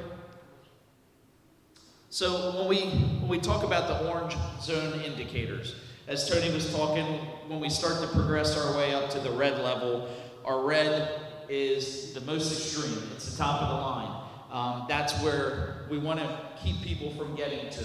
And that's why it's called stress first aid. Ultimately, when you start to look down through and you look at your green, your yellow, your orange, and your red, and you look at that orange injured section and the red ill section, those are forms of the first aid. So that's what we're trying to do. We're trying to figure out how we can fix these people or to help them, render care to them, if you will, before we get them to that stage. So to recognize who needs help, look for some of these types of situations, a recent stress or events. Was it that one call that we just went on that was an accident with entrapment? Maybe there was a fatality. I just had a phone call where we had it was a neighboring fire department. They were out, they had a person jump off a bridge. And the fire department arrived to render care to the individual. They walked up. Unfortunately, that person was deceased. They couldn't save her. However, one of the guys that was on the call had walked up, and she had on a necklace that his mom had the same necklace. He broke down because that trigger point of seeing that necklace on that person that committed suicide was enough to make him progress his way up through. He was stressed, he was emotional. They took him back to the apparatus. They got him away from the scene because they knew that, something had triggered that. So that was a trigger point for him. So I'll just kind of read through here the check. I try to get to know each and every one of my guys individually so I know their baselines and what could potentially be a red flag. That is true. I encourage each and every one of you to do the same thing. Instead of sitting on the couch watching television, go out, catch a football, talk with them. That helped when one of my crew members had a pregnant wife and we responded to a stillborn birth. After that call, I took a little extra time to sit and talk with him to make sure he was okay. Getting your guys together, knowing that somebody may need some help. You're noticing, you're seeing something. If you see it, tell somebody. And that's exactly what they did in the first part of that. They collaborated. Hey, Chief, can I talk to you a minute? I think we're having a problem, or, we want to try to alleviate so that there isn't a problem with firefighter Jones. We want to promote recovery, ensure their safety, and try to get information. So that portion of that is collaborating, starting out so that you get your information together and you start to go to somebody with that information so you can start the next chain of the plan. Inform, the chain of command, family, peers. Sometimes it's maybe a little bit more than going to the chief and saying, hey, Chief, John, he's having a problem. He's having a hard time, not really sure what we should do. So then taking that, maybe the other firefighters are noticing it. So if they catch wind and they say, oh man, yeah, I was out on that call too. I know, John's really struggling with it. Family, getting the family involved to be able to come forward as well, very important key to this portion of it. Referring, and as you saw in the video, the last part of that was referring them to the next person in line, referring them to the person to be able to get them help. All too often, we're not them. We can sit down with that person, we can talk, we can offer our condolences, we can make suggestions, we can talk it out for hours upon hours, but sometimes it's at that next level. We need to get them to somebody. We need to get them to a clinician, somebody that's able to give them the help. And when we know they need it, we need to get them to that person. So coordinate. We had an irritable, difficult firefighter who wouldn't open up to anybody, but we knew a good friend of his and let his friend know that we had some concerns. He took the crew member out fishing and made more time to do things with him. After that, we stayed in touch with his friend to make sure the crew member was doing okay. As I said, as the chief of the company in my department, sometimes maybe the guys don't feel comfortable coming to talk to me. I'm the boss. They don't want to go to the boss. You don't like your boss, I heard earlier. So sometimes maybe the boss isn't the person to go to. Maybe it's somebody down the line. Maybe it's a lieutenant. Maybe it's that guy that's better friends with his guys. In my department, my deputy chief, he's a little bit younger than I am. He has a better relationship with the younger members because he's in a closer age bracket than I am. Man, I can't believe I said that, but I guess when you get a little bit older, you start to get to that point where people don't want to come to you because you're the chief. So if you can have them talk to somebody that they feel more comfortable with, that's where we need to be the ones to make that connection for them. What do you have? Two covered. You want to do cover 2? We're going to move it like this is covered. This is the next one. Each one at a time until the video starts.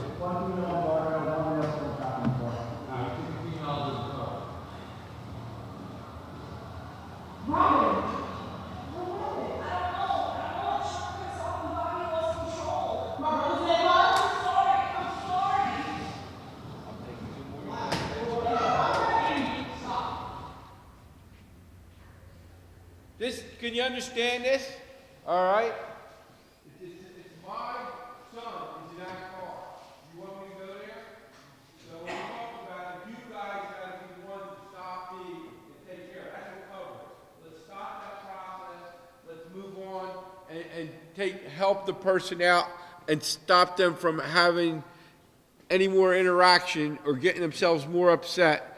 And as you'll see in the next part of that video,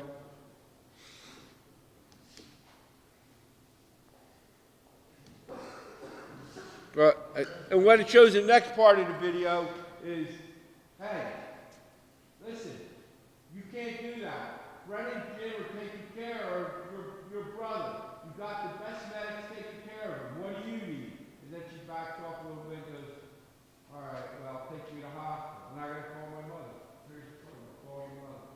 So this is a case where sometimes you need to step in and cover that person before they get themselves into more trouble. In a situation where they're not going to be the right ones to handle that situation. So stand by, be ready to assist. If you see a problem, now she said, oh, it's my brother, who's got him? Okay, I'll go take care of this patient. Or, you know what, I need to go to the hospital.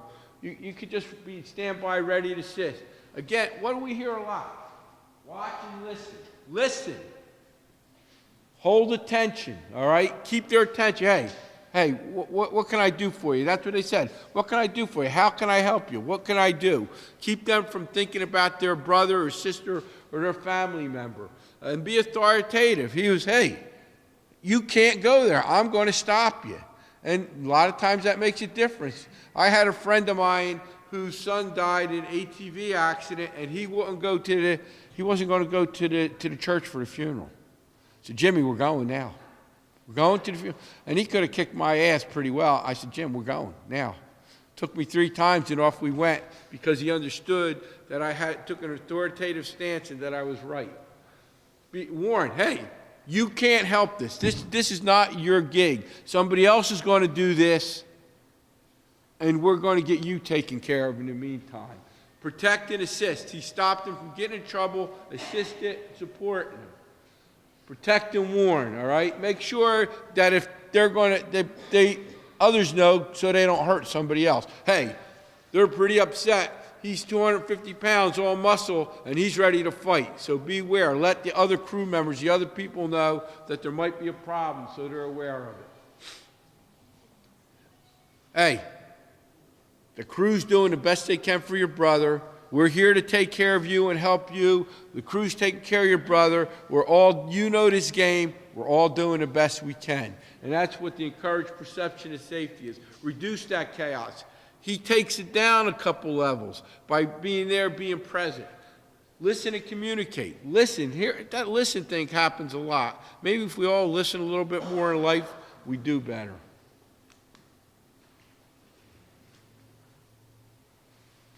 Firefighter, an immediate life threat situation, not thinking clearly or making good decisions. Hey, somebody pulls up and says somebody's trapped. Where's your adrenaline? Where's your focus? It's narrow-minded focus, your adrenaline's up. So you might need somebody to go, hey, come on, we're going in. A firefighter is panicked or frozen in a life threat situation. You might need to say, hey, back out. You're not going in. We got this. Got a cardiac arrest. It's me, Gino, and Bruce, and I freeze up. Gino goes, yo, old man, you're out of here. We got this.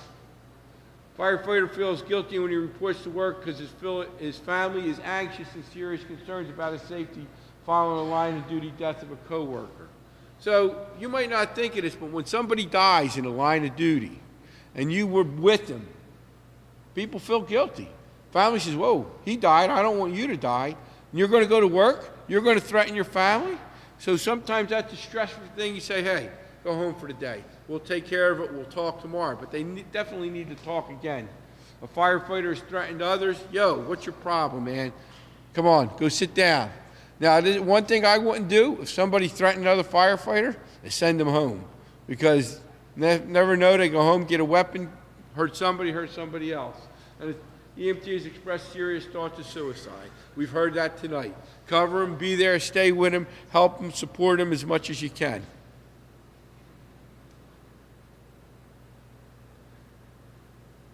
After a line of duty death, many crew members were telling me they couldn't go home to their families and say, my job is safe. They felt more vulnerable and were being pressured to quit by the family members. And this is an important part we haven't talked about yet. Involve the family.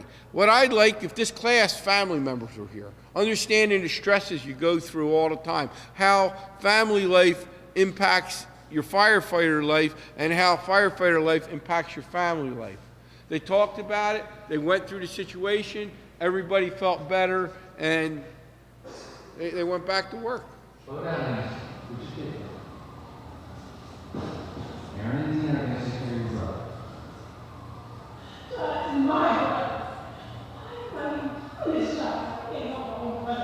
I completely understand how you feel the same way.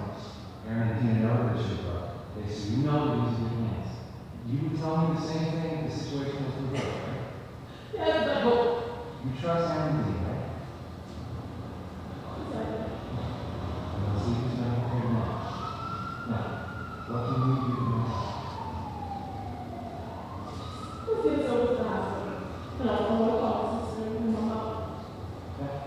So you can do that. So you put myself on the call.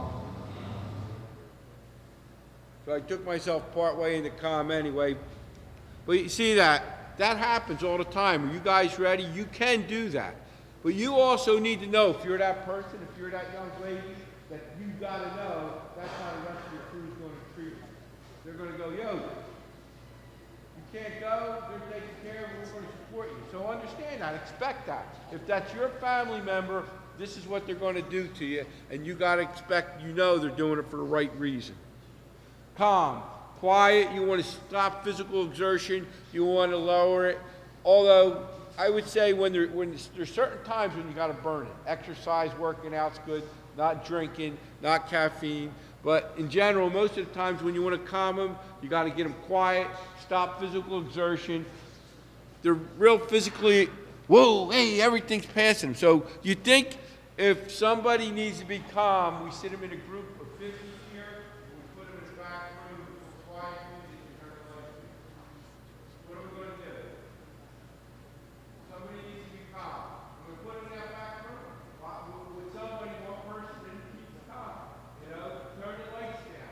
Even cool the room down a little bit. Turn the lights down. All right? You want to allow them to relax. Compose. Help draw their attention. Come on. We're going to get through this issue. We just got to work this out step by step. But you getting upset right now is not going to help us get to that point. Distract them. Hey, I hear you're going to a ball game tomorrow. Are we still going? Refocus. Get them to think about something else. Look, they're doing the best they can. In the meantime, what can we do for you? You need to get a shower. You need to get changed. You need to get something to eat, or you're hungry. Can we take care of you? And when they can, they're going to wear out. Make sure they get rest. All right? Recuperate, sleep, time out. Soothe. What's it say again? Listen. Listen. And then after you're done listening, and listen empathetically doesn't mean, oh man, well let me tell you how to take care of it. Empathetically is, I understand. Okay, I'm here. I support you. We're here to help. That's empathetically. Don't try to tell them how to fix the problem. And then reduce emotional intensity. Hey, let's relax. Calm down. Take it easy. We're going to try to get through this, but you need some rest. We're not going to get better. You're not going to help the situation if you don't get some sleep, you don't get some rest.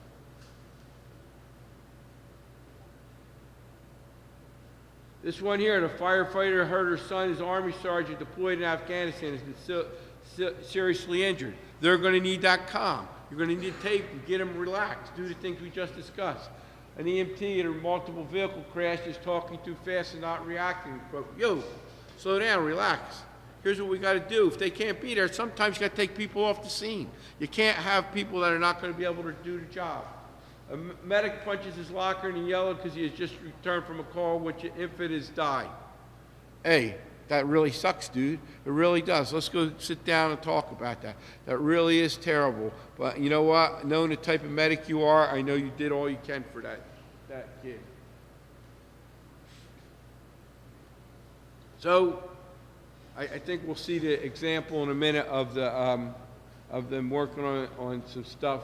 But after a couple of particularly tough calls, barring the pistachio nuts for the crew, shell and pistachios. So find something that slows down the process. Do something where you can talk. I'm sure I'm not much of you, but I could think of something to be like if everybody was knitting.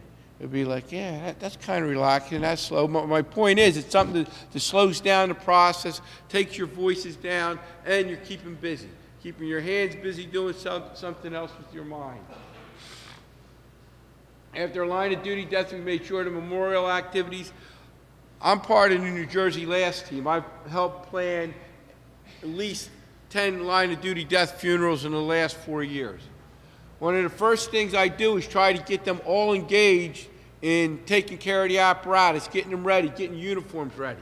And I'm sure all you guys understand dealing with a line of duty death and dealing with George's death and Kenny's death, that preparing for it, taking care of that stuff is part of a stress reliever. It helps release the stress. It helps calm and relax. Waxing the trucks, cleaning up, getting the uniforms, getting the station ready, getting all that stuff.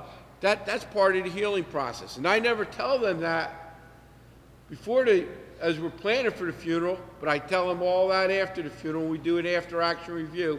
Hey, what you did, getting your trucks ready, getting your uniforms, getting the organization ready, was all part of the relaxing, the calming process. Yeah, the voice was really carried up. That was horrible. Yeah. I think so. I see them family. Yeah. They're doing all right. Yeah, mine was like that too. If you need somebody to talk to, I recommend someone. We went to see her when we were having a hard time with Maya. She was having a tough time in school. Oh yeah? Give me the number. Hey, whatever you need, I'm here for you. Thanks, man. No problem. Hey, if firefighter doesn't work out, you'll have a career in electronics, right? Yeah, right. Thank you. Thanks for calling. No problem. So can you guys relate to that at all? Can you relate to just being able to sit down with somebody and share that little bit of story there? I can. I mean, I think we've all been there where we've had a very similar situation. It's called connect because you're trying to connect with them onto their level. You know, you're basically trying to, in a roundabout way, be able to pull information from them, to listen to their story, put them a little bit more at ease without them even realizing it. And sometimes that little bit of them unleashing and sharing, that's what makes us feel better.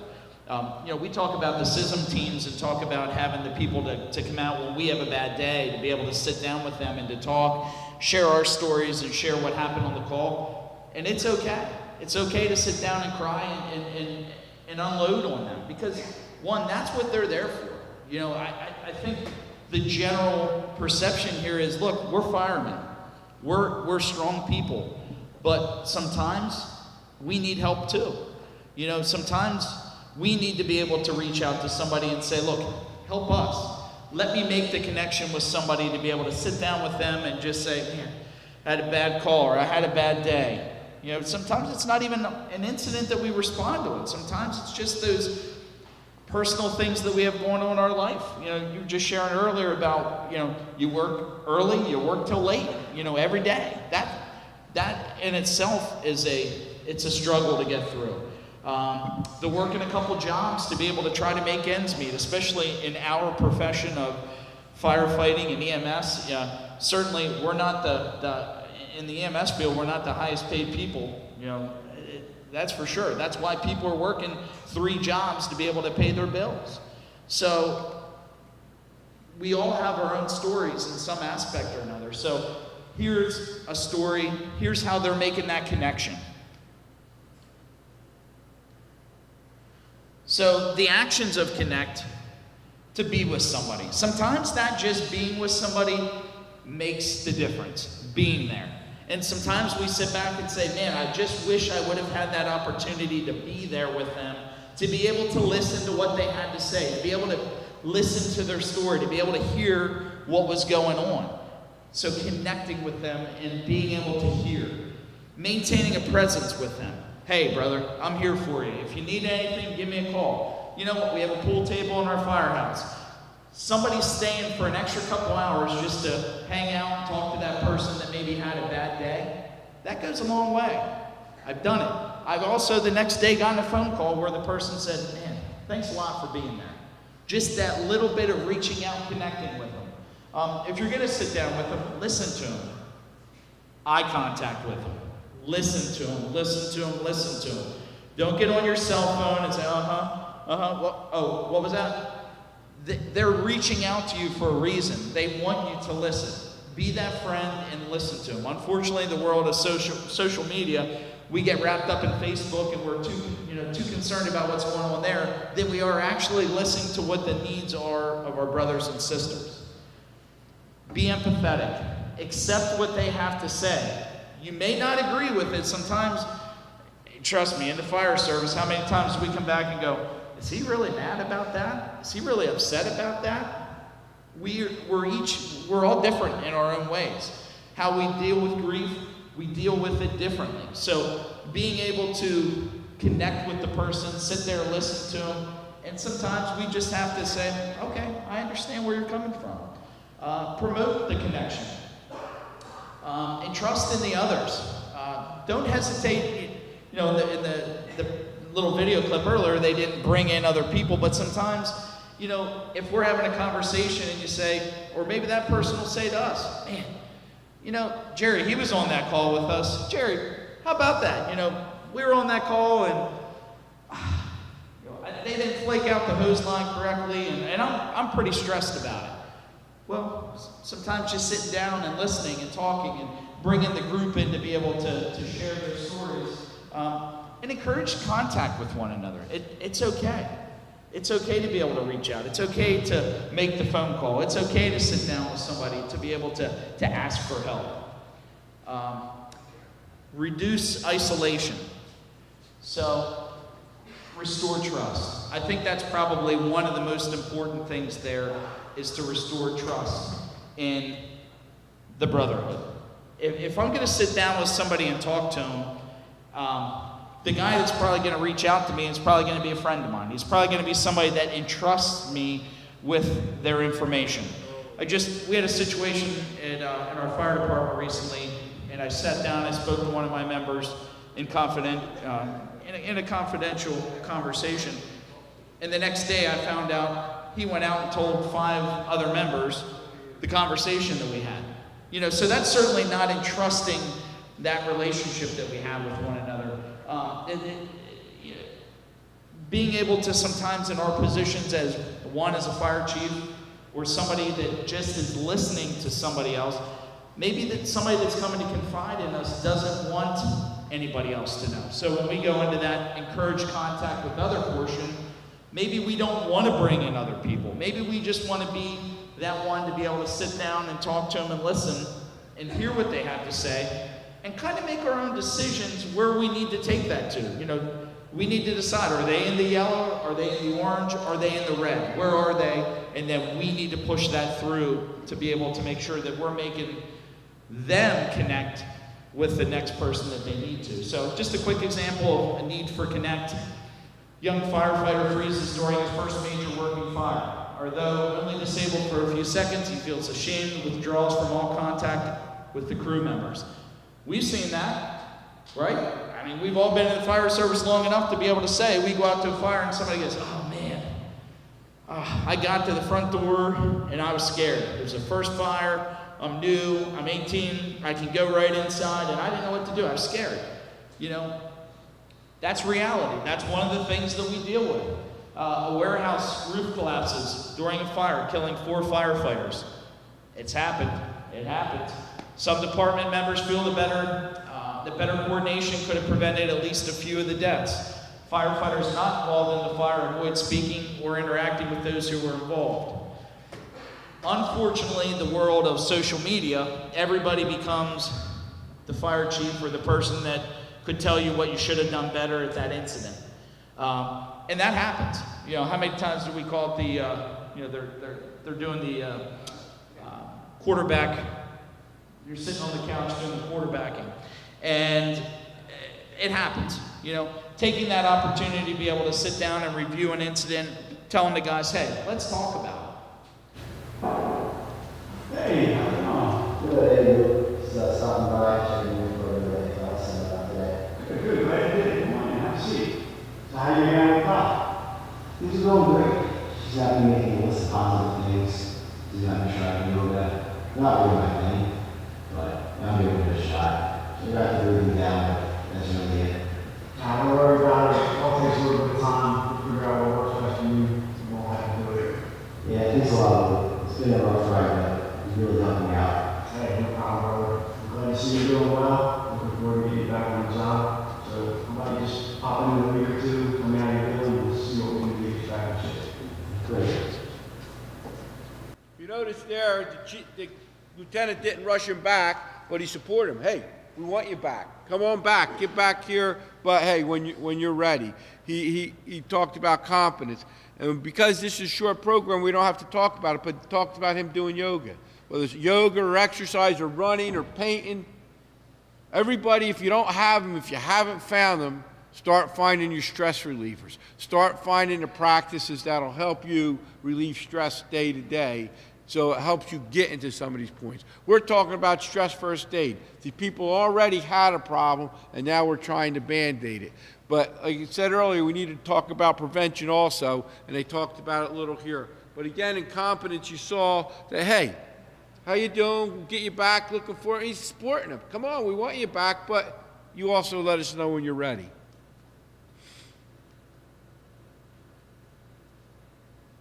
And so competence is a higher level. We want you to get your social skills back, develop your family relationships, the problems you had with your family. Let's get back in contact. Let's do the normal things. Develop your peer relationships. He did. He talked to his peer. Hey, think I'm coming back. I'm getting ready. Hey, let's go to lunch. He's step by step. He's getting himself. Some people are ready to rush back. Some people need to take it step by step. So they were developing that peer relationship, getting back. Seek mentoring. I teach a class on mentoring. It's something that's sorely missed in the fire service. Learn how to become mentors. Natalie, mentoring help you. Bruce, mentoring help you. You guys need to develop, be mentors, and look for a mentor. See that guy over there? He's not chief anymore. He's got a lot of time to mentor. I go see him. But the point is, Chief Pierce, seek mentors. Find people. We need more mentors in the fire and emergency service. Look for somebody you could talk to when you have that problem. Help somebody that can build you to that next level. Talk about problem solving. Hey, we're going to come back. Hey, we got this call. Well, you know, we had this call the other day. What do you think? How do you think we should have handled it? Let them see that they got the problem solving skills you need to have the job. Health and fitness. As I said, workout, yoga. If you haven't examined or looked at yoga and you're in a fire service, you're missing a great process. Well, it may be meditation. My thing is I have a lake out behind my house, and I put my morning meditation Zen out on Facebook. I go take some pictures, sit in a chair at the lake, just hanging out. I do that for about 15 minutes to half an hour whenever I can. That's part of my meditation to get myself better. And as we're doing now, managing your trauma and loss. You know, hey, yeah, it was bad. It sucked. I think Chief Pierce said it sucked, but need to keep going on. Those things are bad. They're going to keep coming back. But hey, we're doing the best we can. We need to keep moving.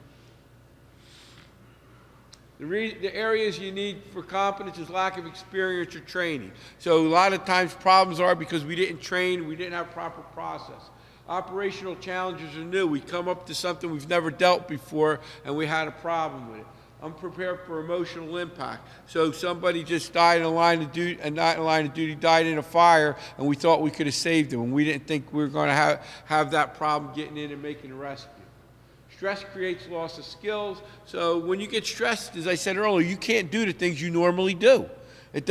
You just don't function. So you got to rebuild them. You got to relearn those skills and get yourself back up to confidence. Emotional behavior, you got to, as I said, I've been under a bit of stress the last 4 or 5 days. And I think, you know what? I said, I think God did this on purpose. I'm teaching a class on stress first aid. I better learn how to deal with my emotional stress. And I took a lot of time thinking about how I'm going to deal with this stuff instead of just hollering and screaming and being ignorant. And stress creates new coping challenge. That's the big one, sleep.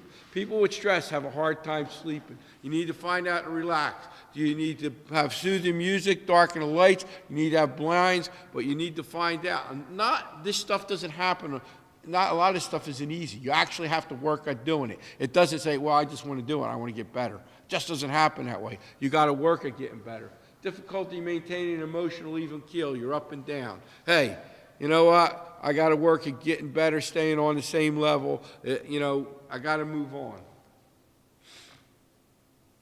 A firefighter escapes a collapse, questions his skills whether he should continue as a firefighter. Did he do something wrong?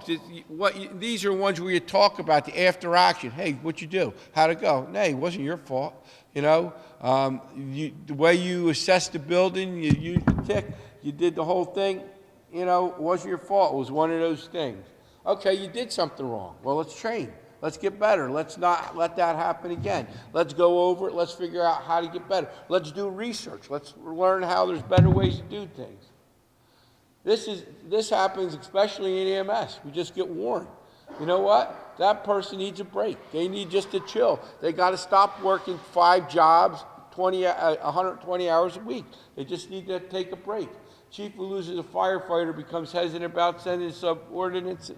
Hey, again, after action review, which we don't do enough of.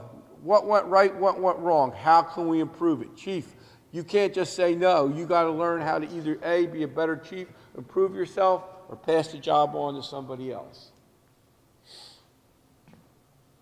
Our fire department had training on conflict resolution because we saw that when our young firefighters were under stress, they didn't really know how to manage irritability. It's a little past this class, but the discussion is how often do you talk about sitting around the table, okay, when I really get upset, when things bother me, how to deal with it. How to deal with conflict, how not to piss each other off. And as my son said, I bring it up a lot. It was a great conversation today. So, well, we had an argument first day on shift. Now he's sorry. Said you didn't deal with conflict resolution well. You should have thought about it. You're a smarter kid than that. So he's probably going to go back next shift and say, hey, we probably said some things we shouldn't have, and we need to get on a better relationship.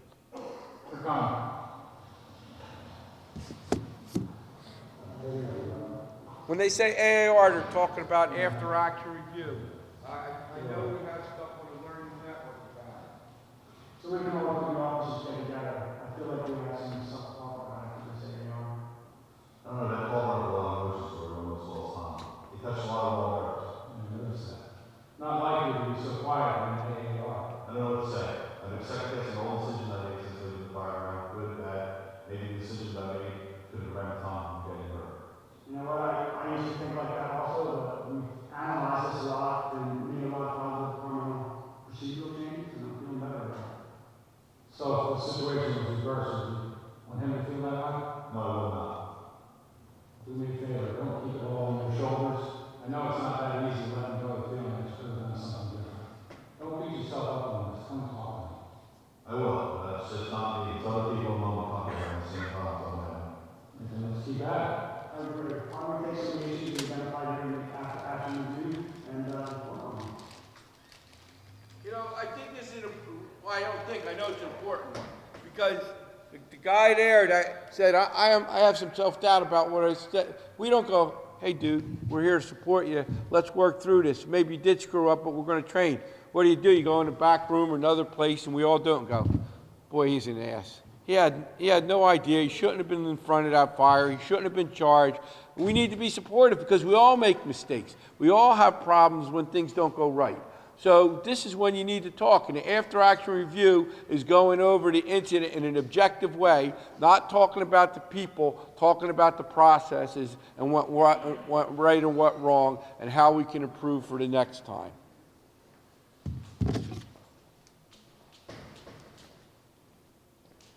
And examples for need for confidence: a firefighter failure to take proper precautions contribute to an injury of a fellow firefighter. Hey, dude, you know what? You didn't check the air packs. You were supposed to check him, and his air pack only had 1,000 in it, and he gets stuck in the building and the bell goes off. You need to pay a little bit more attention do your job. A paramedic develops wear and tear stress reaction, loses respect for his leaders, and becomes angry and irritable. This happens all the time. And you know, you got to sit him down and say, hey, do you need a rest? What can we do to help you? What can we support you? And a firefighter with significant life threat, stress, suffers lower functioning, loses spiritual faith, and becomes depressed.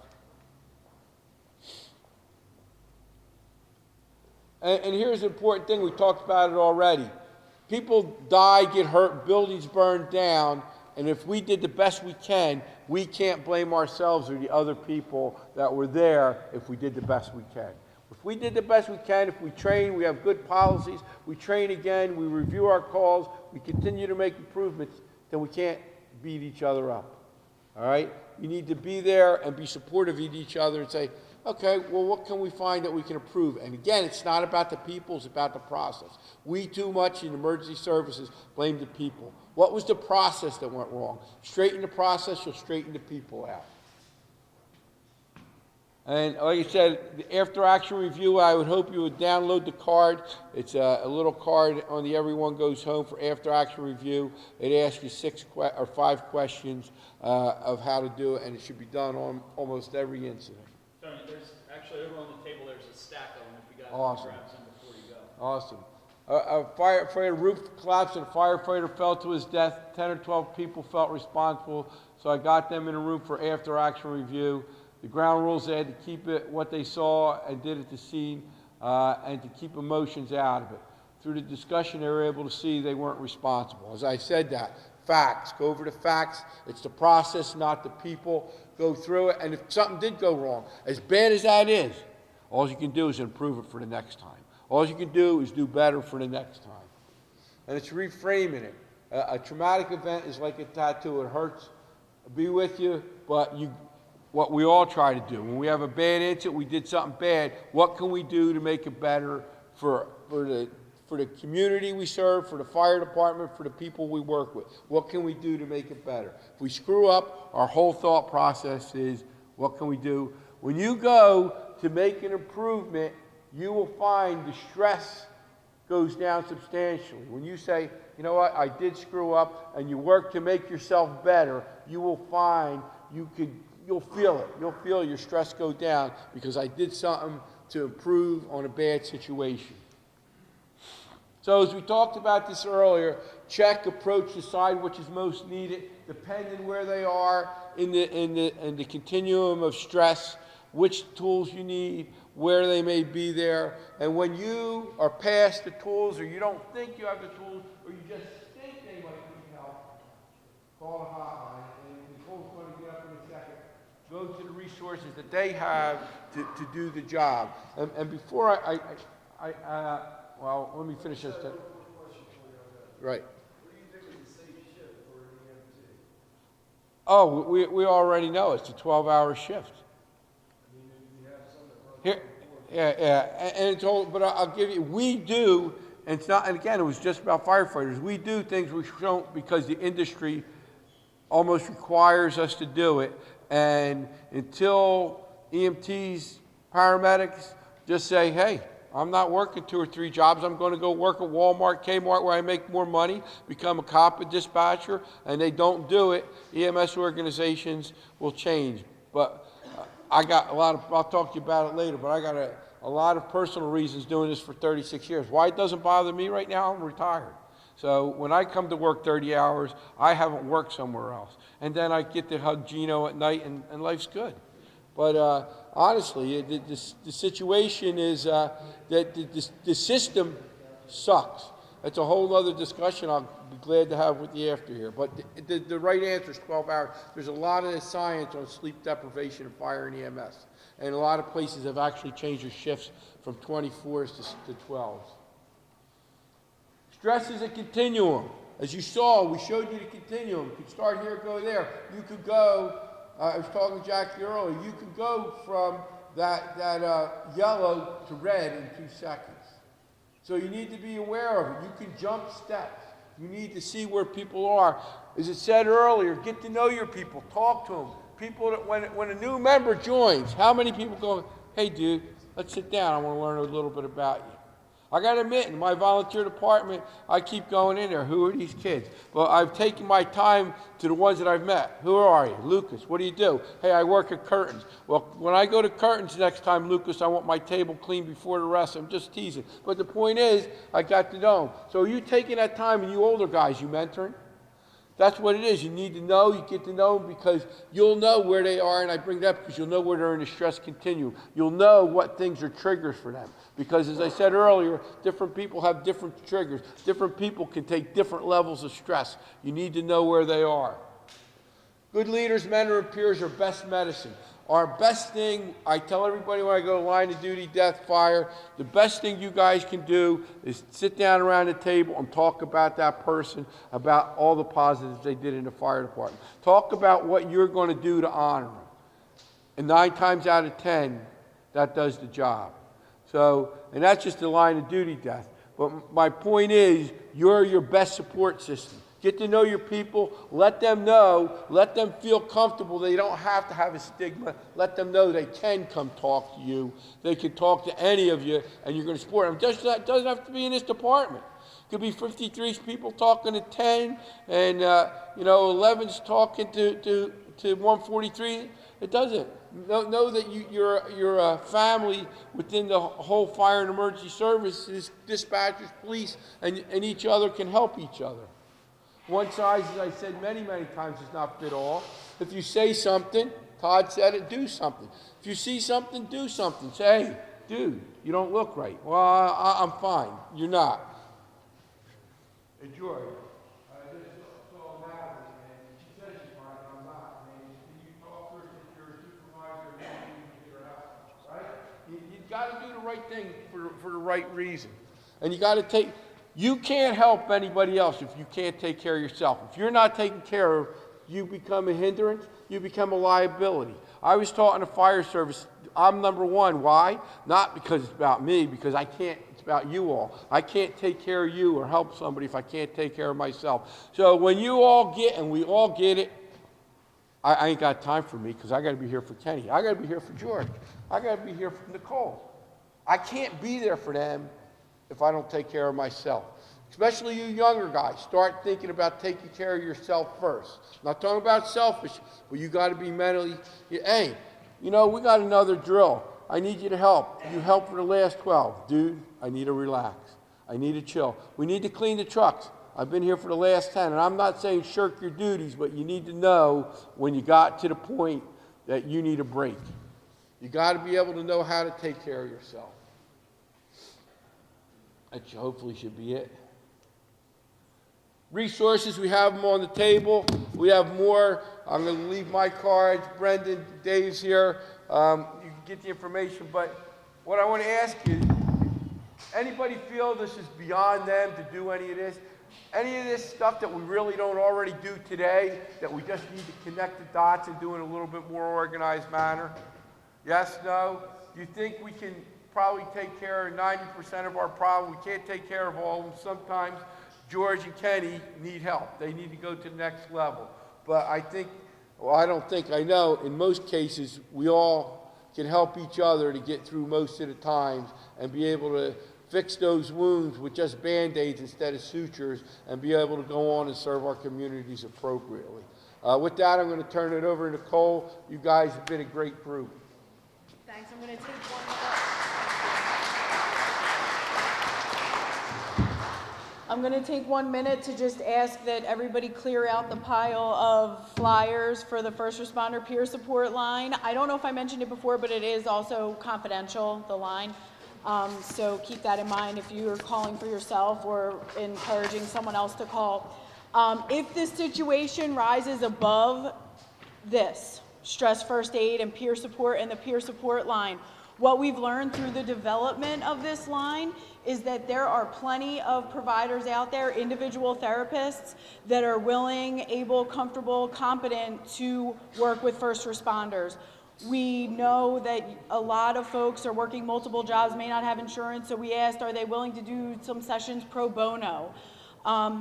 So if the person or yourself, if you feel like you're in that yellow and you really don't want to get up to the orange level and you think maybe talking to someone a couple times might help, we can help connect you with someone who is sensitive to the needs of first responders. If in the event that it does start to rise up to that orange level or teeter on that red level and it becomes a crisis situation that rises above this, then take these cards. It's a square card. It says ask for the mobile team. You don't have to go to an emergency room as a 302, as an involuntary commitment to seek help. You don't have to do that. You can walk in and say, or we can send someone to you to try and connect you with the right services. And when I say the right services, I mean first responder specific programming. We know of both local and outside of the area, inpatient, psychiatric, and drug and alcohol facilities that have first responder specific programming. And if you walk in and say, I'm not doing well, I need help, we can get you to those places. It does not have to get to the point of a 302. And the mobile team will come to you to help figure that out. Again, you don't have to go to an emergency room, you don't have to come to a crisis center. We have mobile crisis services that will come to you and talk to you about what is the next step. Any questions? No, of course not. Well, I wanted to give you a hand for a great job. Oh, thanks. I mean, they put a lot of work and time. Thank you. We're going to close. You can either do it now or contact me later, but if you haven't registered, register.